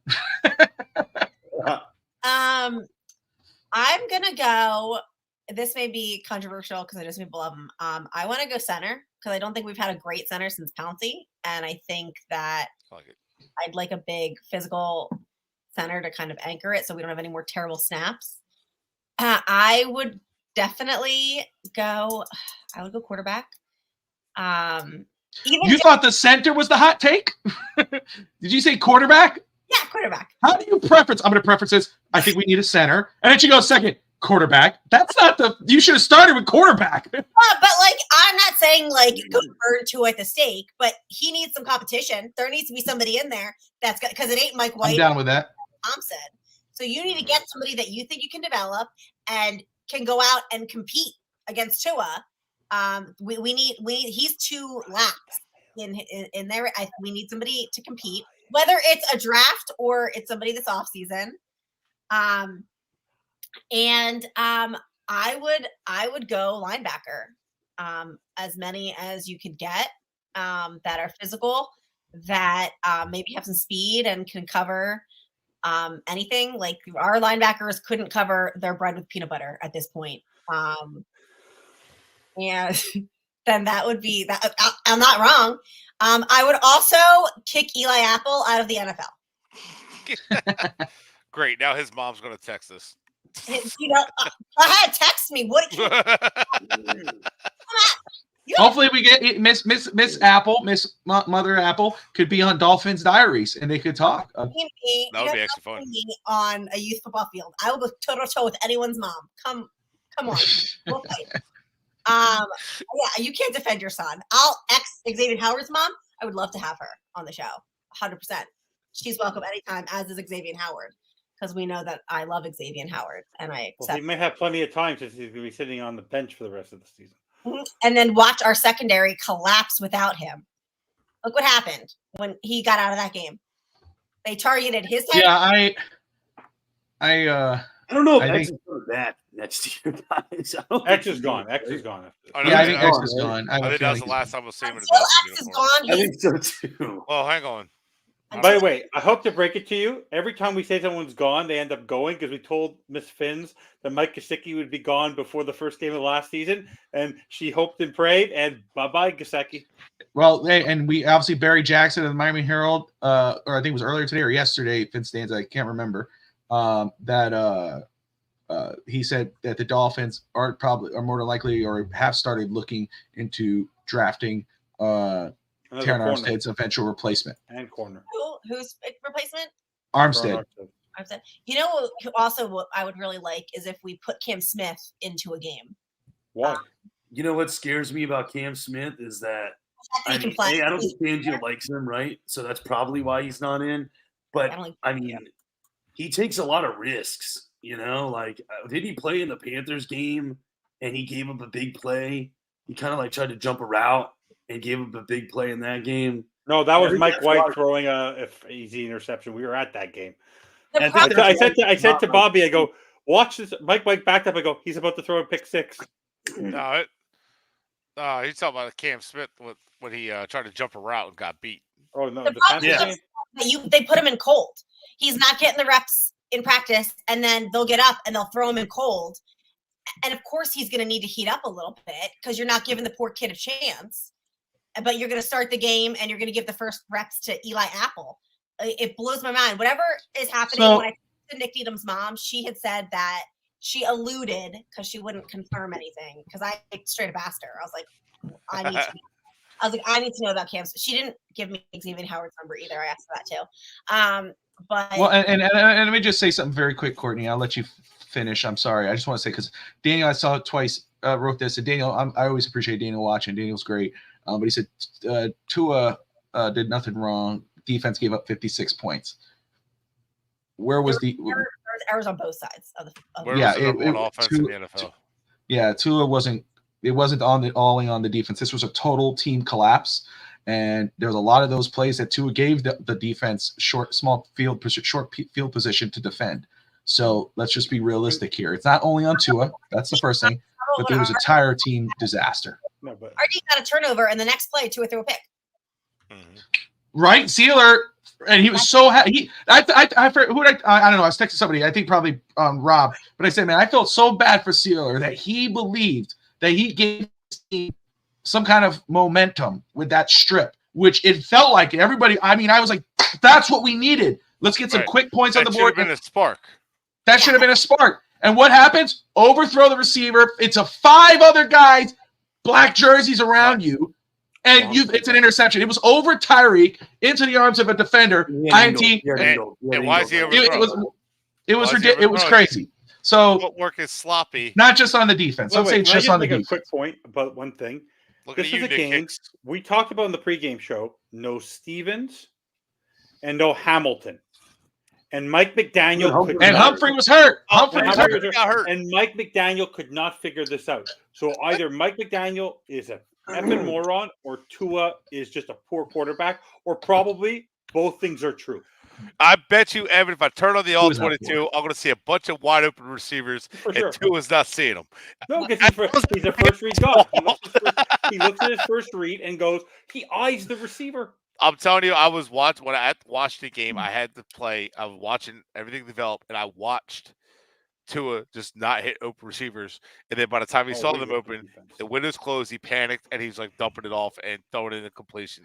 I don't know about the comments, Daniel, but we've been talking about the defense a lot since the beginning of the show. And our very own Courtney has been talking about firing Fangio. So Fangio's leaving at the end of the year. Anyway. I said, put his ass in a retirement home. No, but he's going to leave anyway. Oh, no, Fangio is going to leave. Fangio is one and done.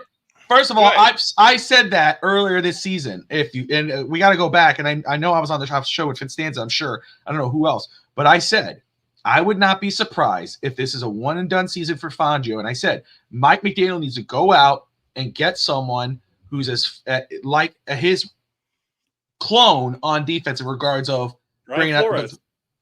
Stop it. They're both stubborn SOBs. Speaking of that, Jordan Love is killing it right now.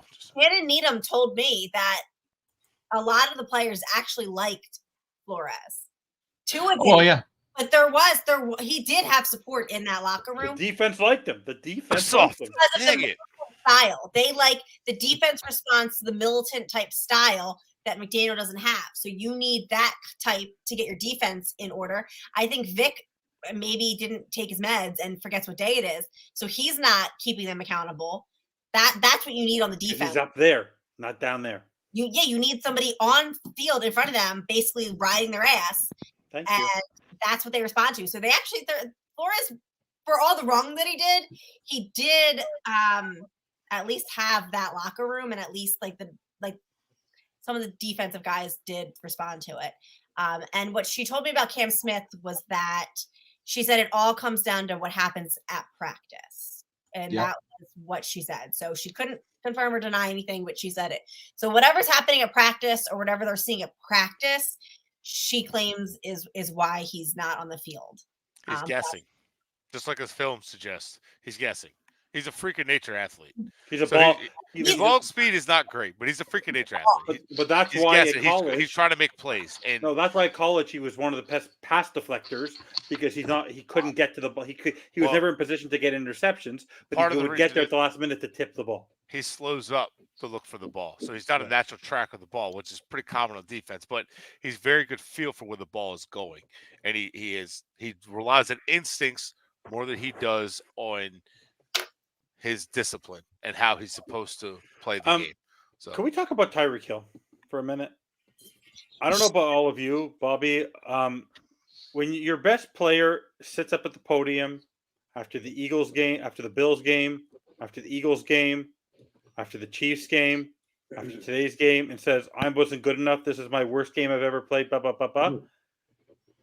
He might be an elite receiver, but when your wide receiver is your best player, that's a problem. When your best player is your receiver, he's not leading the team like we were all saying. He goes back to the bench. He smiled when he dropped the football. He went back to the bench. He wasn't mad. They were sitting there, him and Cedric Wilson were having a good laugh. There's a lack of accountability because Mike McDaniel doesn't show accountability. It's all about kumbaya. We'll get him next time. This is going to make us stronger. The Dolphins have done something in the last 3 weeks that no other team has ever done. One, they blew a 2-touchdown lead with under 3 minutes to go, and they're the first team in NFL history to score over 55 points in a game and give up over 55 points in a game in one season. Talk about that. They scored 70. And the ironic part about this team, and someone put a comment on Twitter, which I found very interesting, is that you don't go for the jugular and go for the record of 72, but you keep your players in the game when you're down by 30-something. So it's garbage time. Let's keep our regulars in. But when you have a chance to break a record, you take your players out and you don't try to go after that record. There's a lack of fire in Mike McDaniel that the team, it's all about potentially winning, but he does not. I don't believe he has the fire in his heart to go all the way. I got news. Cam Wolf, NFL Network, just reported ACL tear. The Dolphins host Bills on Sunday night on NBC to decide the AFC East. There it is. There it is. So primetime Dolphins against the Bills. Nah. That's a loss. Nah. So I want to Nice say this season, on guys. Vic Fangio real quick. Nice season, guys. Part of the reason I think Vic Fangio will be a one and done is Chris Greer. Because Fangio has been telling this front office all offseason, we need better linebacker play. I need better pass rushers. I need better get better defensive line. And Greer was like, I'll give you Jalen Ramsey and David Long. He didn't want Cam Smith in the draft. Mike McDaniel wanted Achane in the second round. And Greer said, no. I got this. Gets Cam Smith. And he said, no, I don't want Cam Smith. It didn't really fit what I want to do. Oh, he's his own corner. He fits. Take him. And then he's like, he's not ready. He's raw. Oh, no, we like projects. So he drafted Cam Smith, gives him Ramsey and David Long, and says, yeah, figure out the defense for me. And that was it. That Fangio was trying to get better, trying to get him to sign different players, trying to get him to add different players. He pushed him. I heard he pushed him at the deadline to go get Josie Jewell from Denver or somebody that could really help the defense. Greer refused to do anything that upgraded. He didn't want to do it. Until we get him out of the way of the decision making, this is going to be a problem. I'm having a hard time blaming Fangio for what I watch on the defense. Is a lot of Jags on the field. We got Jags at safety next to Holland. I'm sorry, Elliott's decent, but he's a Jag. We got Jags at linebacker, Jags on the D line. Raekwon Davis is just a Jag. You can find him. I like Wilkins, but is he elite? Very good. I'd keep him. Sealer is probably our best player on the defensive line. Chubb is our best player. Outside of that, this is going to ruffle some feathers. Jalen Phillips is an average player. That's it. He's average. Jalen Phillips is average. Yeah. And everybody comes at me for that. He's an average player. He's decent. He's not a terrible player. He's definitely rosterable. You definitely keep him on the roster. But the drop-off after him to Van Ginkel was almost non-existent. They're the same level player. Where are the guys that he has drafted that take over football games on defense? There are none. X was it. And now X is getting up there. The injuries are catching up with him. Obviously, the groin injuries really slowed him down this year, so he's not played well. The last couple games, he's not been himself. Ramsey's been really good. Other than that, where's the playmakers? Chubb's made plays, but he was inconsistent today. Although he was taking shots at Lamar, trying to say, "I might not be sacking you, but I'm hitting you." Where are they at? Offense, where are they at? They're non-existent. So I have a hard time blaming coaching and Fangio, especially when he's trying to do what he can with the defense. Now, I do hate his left side, right side nonsense shadow. I'd rather shadow. But I can't hate a guy who's had success everywhere he's been, but all of a sudden forgets how to coach in Miami. It's talent. Talent is the issue. If you look at his talent he's had everywhere he's been, it's been a lot better than what he's had here. So to me, it's a talent issue. And it's hard to really blame coaches because they can't control what's on the field. They can only scheme it. And like Courtney brought up, McDaniel's done a good job upping the level of the talent on offense. So it's hard to be mad at him for the talent on offense. And I think right now against the Ravens, I think it just showed that we are not a contender. And Neil, your point you brought up earlier about you had this as a loss. Why do we have Eagles, Chiefs, and Ravens as a loss automatically? Why? Because subconsciously we all know we're not a contender. We're not a real team, right? I mean, if we're Ravens fans right now and we got the Chiefs on our schedule, are we automatically counting as a loss? No. We're saying, hey, this is going to be a heck of a game. I'm looking forward to that game. But us as Dolphins fans see the Ravens on the schedule oh, that's a loss. Yeah. Chiefs, that's a loss. Eagles, that's a loss. Bills on the road, that's a loss. I mean, I'm tired of doing that. We should not be that way. We're a long way away from that, though. Well, are we though?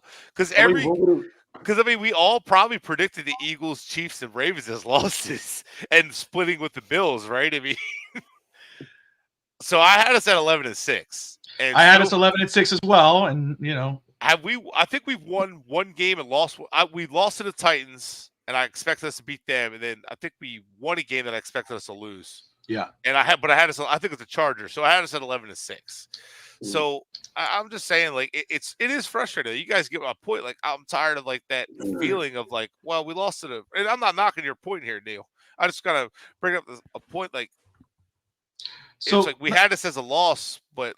Why? Let me ask that question that Fitzstanza has up there. We need heat culture, and I'm with you 1,000%. I know Courtney is as well. And Sixers culture that trust the process. Neil as well. Yeah, but yeah, that's right. It failed in Miami. I'm sorry. Let me ask this because we're about at that time, about an hour and 40 minutes in, and we're at the countdown for at least Eastern time zone for the new year. So. 15 minutes. We're almost about to wrap up, but before we do that, I want to ask is there, and again, I know it's doom and gloom, but I have to ask this because I know, and it's true. Wingate brought this up. Every time the Dolphins lose, it's doom and gloom. I hate you. Next week we win. We're going to go all the way. It just happens. It's just what it is. It's instant raw reaction. Yes, it is. Fitzstanza, you are the leader of the overreaction. I'm going to change bandwagon to the overreaction wagon. That dude is the leader of 2024 tomorrow. Make me believe. I told you this right now. After what I saw today from McDaniel, who I have criticized I consistently. know you said you weren't going to do it no more. You said it last post game and you lied. So for a second. But you said it last post game. You said Courtney, you were on with us, right? I'm not making that mistake again. McDaniel is dead in my eyes. He's Sure. And last week you said I'm not going to criticize him. This was the last time you said that. And what happened this week? You forgot, but I did not. And look at you. Drink your water. That's all right. Wash it down. So anyway, but if there is one guy, because I know a lot of people say, and it's true, it is a fair point. When we say, or people say, get rid of Tua, get rid of McDaniel, get rid of Greer. All right, let's say they clean house and let's say they at least get rid of Greer. Name one guy, and we don't have to go way into it, okay? Because I have a follow-up question. Name one guy you say who could quote unquote install something like heat culture for Miami, for the Dolphins, that you could go, man, if there's one guy who could quote unquote, we could trust the process, it's this one guy. Kind of like when Miami did that when oh my gosh, Huizinga brought in Bill Parcells. He was like, Bill Parcells, you're not the GM, you're the president. You're gonna build this out. And he installed his general manager. Let me finish. He installed his general manager. He installed his head coach. Of course, they made that run for the playoffs, lost in wild card. But who is the one guy? It doesn't have to be a general manager, Brett. Who is the one guy you would say he can instill a culture in Miami, a winning culture that maybe not right away, obviously, or right away because of the talent, but could actually go for like decades on end? Man. Woo. We see you. We'll get to you. I love this guy. I like this guy. I know Louis Riddick could do it. Yes, he can do it. The guy is. But because you're talking higher than the GM. You're talking. I'm not talking general manager. Yeah, I'm going to say Louis Riddick is that guy. You're talking VP of football operations. That's right. You hire someone who could who's the big time decision maker. Man, you would probably have to go if the guy was a Kevin Dodd, I think, from the Colts, or I forgot his name, from the Ravens. But you're gonna have to find a guy. Costa? Not a Costa. I know we talked about Bill Parcells, but you're gonna have to find someone who knows how to. That's all their job is, not a head coach. I would actually go, believe it or not, I would go look at Kansas City, and I would look for someone from. Someone said Jim Harbaugh. You're definitely going to get your front seven. You're definitely going to get your offensive line of running back. I would worry about the quarterback and receivers there, but wouldn't be a bad one. Which, I mean, who would put that past Stephen Ross? But I'd probably look at the Chiefs front office, and I would probably get someone who is, or the Eagles front office, and get someone who's familiar with Andy Reid and knows how to just build that culture and build it correctly. Someone who understands how to change not just the culture from the coaching perspective or the front office, but understands this is the way we do things. This is, we're going to go offensive line. We're going to go, we like offensive line look a certain way, defensive line look a certain way, linebackers. Everybody's got a certain way of doing things. We're going to be physical. We're going to be fast. We're going to one guy I would like currently coaching is Pete Carroll. Yes, if he was available, yes. 100,000%. He doesn't look good today. Someone said Jimmy Johnson. No, but I mean, as far as talent evaluation, if you put him at 100% talent evaluation, your team will be fast and physical, and teams will not want to face you. You will never be a easy win on anybody's schedule whatsoever. You will be the team that is, damn it, I don't want to play this team. And then once it's built up, we'll be like, this team's a problem. This team is going to win it all. Okay. Anyone else has an answer? Anybody that comes to mind? You just raise your hand and I'll pop you in. All right. You already know my answer. No, I think Riddick. I just want someone who's a very self-aware person who watches football, who analyzes it, who gives a good perspective, who he actually is focused on the Dolphins. He's the one who's actually evaluated us from a very fair perspective. You saw him on Twitter today. He was really critical of the team and what they were doing. He did not shy away from it. I believe he'd be a great asset to the football team. Neil? I mean, I don't think this is realistic, unfortunately, because I think the Steelers are going to re-sign him. But if they don't re-sign Mike Tomlin, I mean, that would have been mine for sure. 17 years of winning football. That would change the 17 culture. straight years. I mean, the Steelers fan base is really tired of Mike Tomlin because it's been like 15 years and they haven't won anything, which I think they're just spoiled AF. But if for some reason the Rooneys don't re-sign Tomlin, which I think they're going to, it would have to be Mike Tomlin. I mean, you would have a winning, hard-nosed, physical culture immediately, and the guy is well respected throughout the league, so it shouldn't be hard to find people that want to work with him. I mean, it would be amazing. Courtney. I don't want Mike Tomlin. Tomlin and Bill Belichick, to me, have the same disease right now, and that is struggling without a main quarterback. I think they both got lucky with Roethlisberger. And my pick was a Steelers pick. It's totally not happening, but I'm going past Tomlin to the only Super Bowl he won with Cowher's team. I would get Bill Cowher. Be the head of the operations. Operations. Oh, that'd be great. Yeah, that's a really good idea. Look at the teams that he has had. He has built. Tomlin's only Super Bowl win comes from inheriting Cowher's team. And even with Roethlisberger, he couldn't win another Super Bowl again. I would go Cowher. I think that he has a great eye on talent and a great mind. And then defensive coordinator, I want Devin Hester. Say that again? Special teams coach. I want Devin Hester. Oh, I'm about to damn. Special teams, I want Devin Hester coaching my special teams. Okay. Because I think he can do it. Interesting. And if we want to, I'm defensive coordinator, I'd go Ed Reed. If he would agree to it, I'd fucking go Ed Reed. Well, say he's coaching somewhere, right? The U. Yeah, it's all right. Yeah, bump him. He's already there. Yep. He's already in town. Yeah. I would. How about Jason Taylor? He's doing the U stuff too. I think he's doing something with the U as well. He is.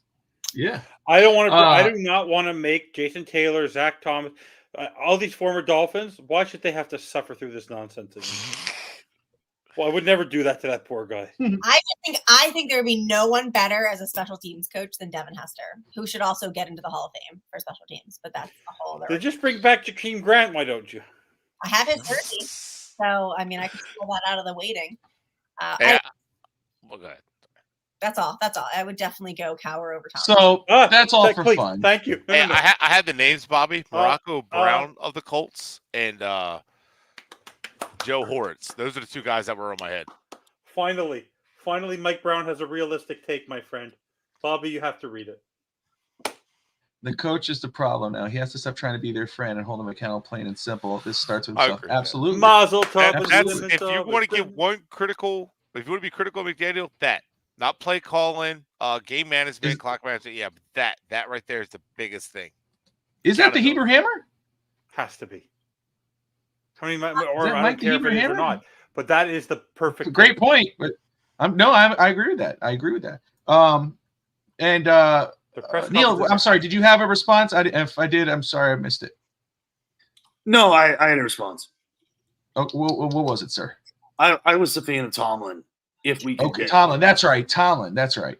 Okay, so, oh man, it again. This is all hearsay because you know they're going to the playoffs either way. We know how it's the loss in the playoffs. That's when that conversation starts. You know how you see he's not a man of his word. I mean, minus the Jason Sanders jersey, with credit to him. He said he was never going to talk trash on McDaniel. He said it. He said he was done, and he already broke his word. Courtney, you see that? I did. Well, no, we haven't made a special bond privately, so he's good in my book right now. Oh, okay. Well, he said it live on air, so. Honestly, can I ask you a question? We had words after the jersey debacle. Can I ask all of you a question? Yes or no answer? Yes or no answer. Based on what you've seen from this football team, do you think they actually look like a team that wants to win? Oh, I don't think that's fair. Yes. I think they want to win. The way they react on the bench, they're down by I think they wanna 25. win. They're laughing. They're joking. They're not mad after the interception. Tua's not mad at himself. He's not looking at the tablet with They the are purpose. no. I see. I agree. I don't think that's fair to say. I think they're a reflection of their head coach. which They is are a a reflection of their head coach. I think they do want to win. I just think they're in a lax culture. Accountability is like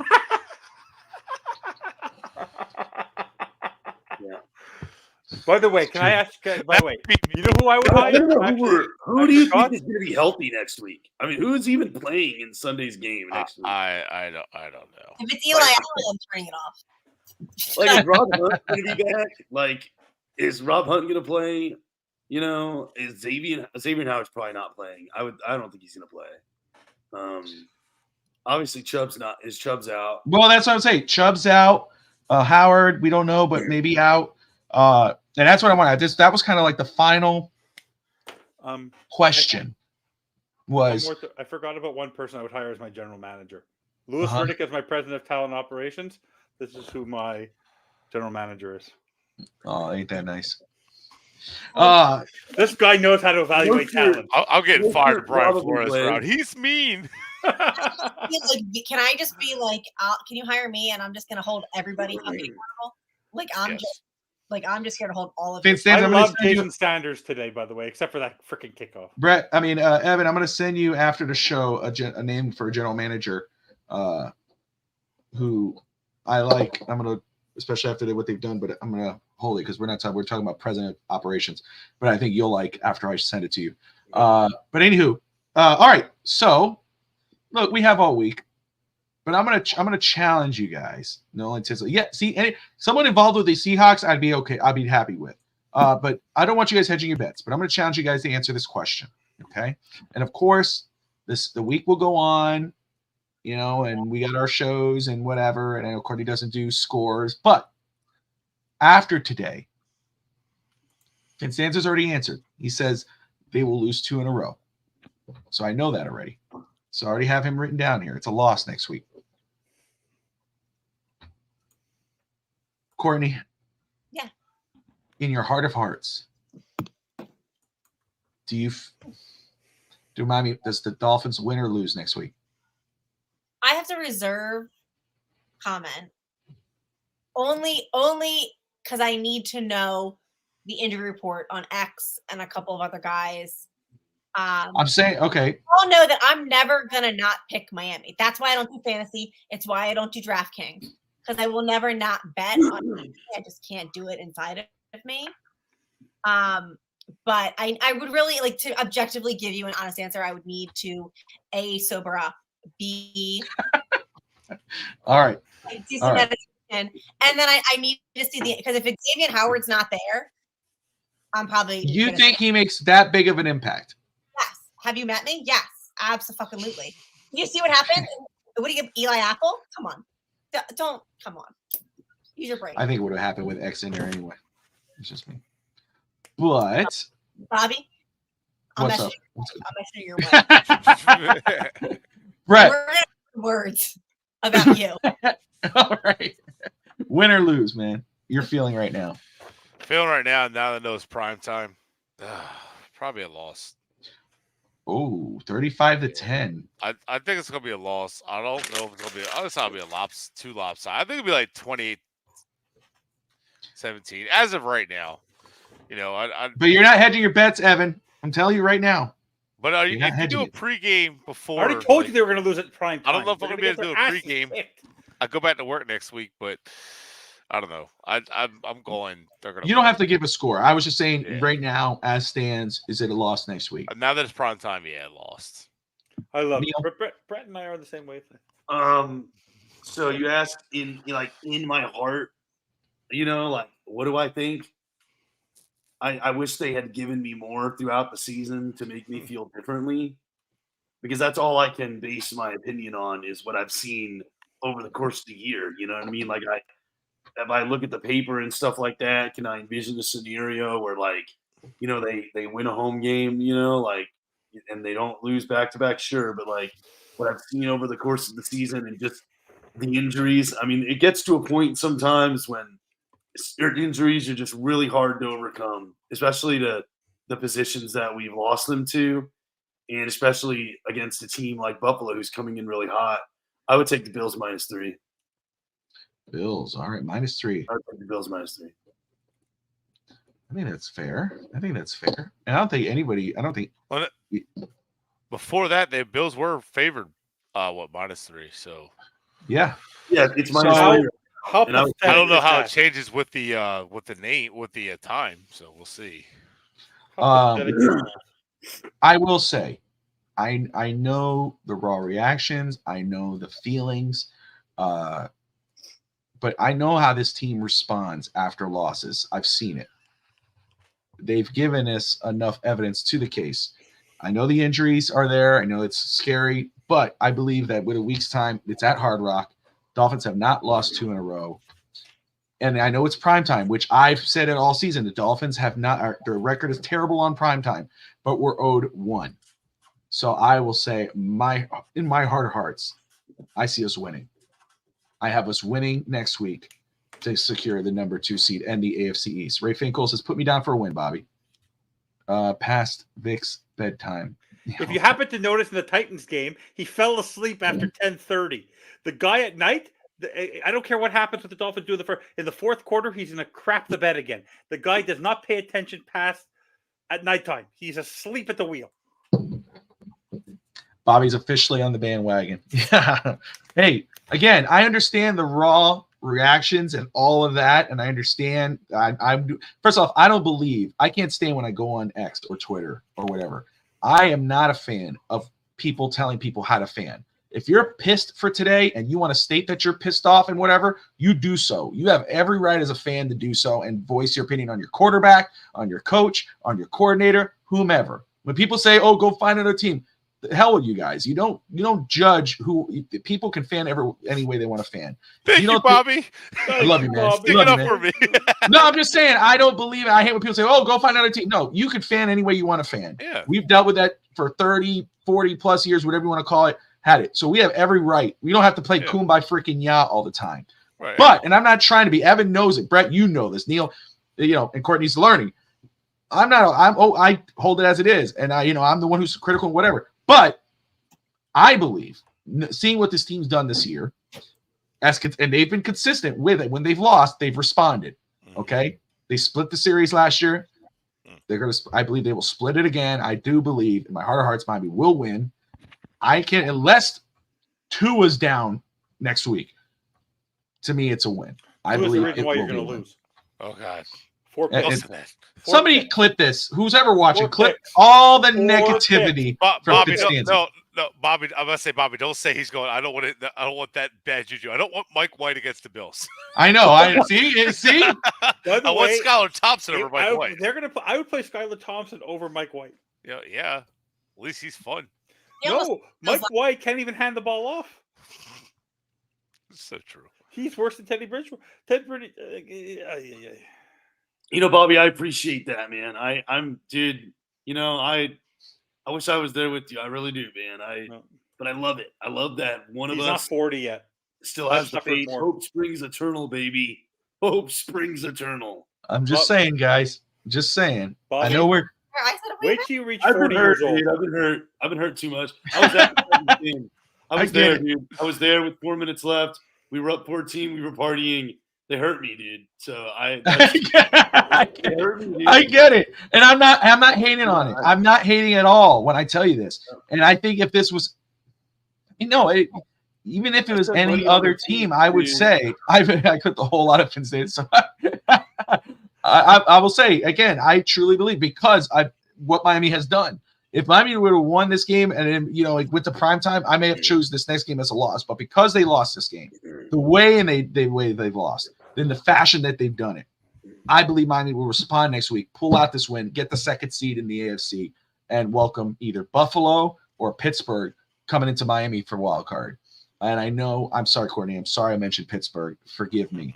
But if they play Pittsburgh, If we lose, Courtney will have to live with it for 1 week. She'll be staying over at someone's house. I'm She breaking- Ray's wanna already do with invited her. family. Ray's already invited her over. And we could get a playoff win for the first time in 20 years since my middle school days. Yeah, I'll take That'd it. be amazing. Yeah, just one day, 1 week of suffering for Courtney is worth a win. Pittsburgh, I'm blowing up a house. 2008. I was in high school in 2008, man. I remember that when it was. And Steve Malloy, listen, Steve Malloy on Real Talk FinStalk this Tuesday night, 7:30. Don't miss it. It's going to be a fiery show. But Steve has every right to go off on Tuesday night, and I know he will. He is a passionate fellow, diehard fan, love the guy to death. He will go off, and again, he has every right. And I'm as pissed off as he is, but I'm looking forward to next week. Go ahead, Brett. Sorry, just put to your point, I guess. The Dolphins did, with a backup quarterback at home against the Jets, or worse team, won and got into the playoffs last year. So maybe they can do it again.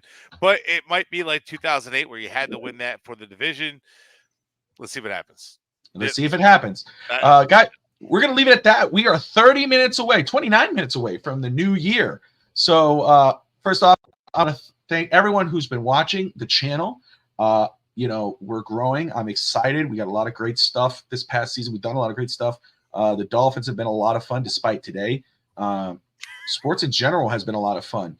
I can't thank Evan enough, Brett, Neil, company, everyone on the team, Steve Malloy, Rob, our new addition to the family, Courtney, for everything they've done for the channel and as fans and sports fans. I mean, like Neil, Courtney is a chameleon. She talks basketball, she talks football, she talks college football. So it's just an exciting thing, and I'm so looking forward to watch where this channel, this network grows into next year. Got all the love in the world for all you guys, everyone on this team, and I appreciate you. Guys, any final words before we wrap this up? Courtney, I'll start with you. Just Happy New Year. I'm excited to be on the team and meeting everybody. Been fun, even though it's a depressing day. It's nice. It's nice to be able to come on and like talk to people and like get it out and realize like you're not alone in your feelings. Like we're all pissed off, we're all sad. I'm the only one that's drunk. It's fine though. Instead of just like staring at my TV and yelling at it, and it's not going to yell back at me. Oh, thanks, Sati. Thanks, Sati. It's just nice. So I really appreciate all of you, and I'm having so much fun, and I can't wait to see where we all go from here. And go Xavien Howard. No more slander. There you go. FinsTalk, final thoughts? I love you all. It's fantastic. But the one thing I should have realized back in early 2023, or it was probably 2022, I had a mentor teaching me about football. He has a long beard. He could be part of my tribe any day.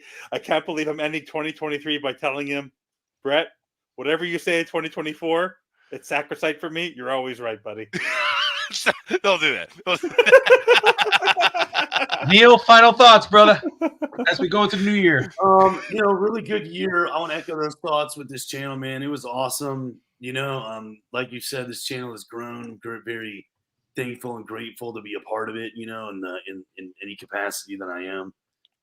I just hope you guys and everybody watching has a safe and happy new year, and drink responsibly tonight. Courtney. All right. He'll be prosecuted. He'll prosecute you. By the way, I expect the deposition of Mike McDaniel to start at least by Tuesday.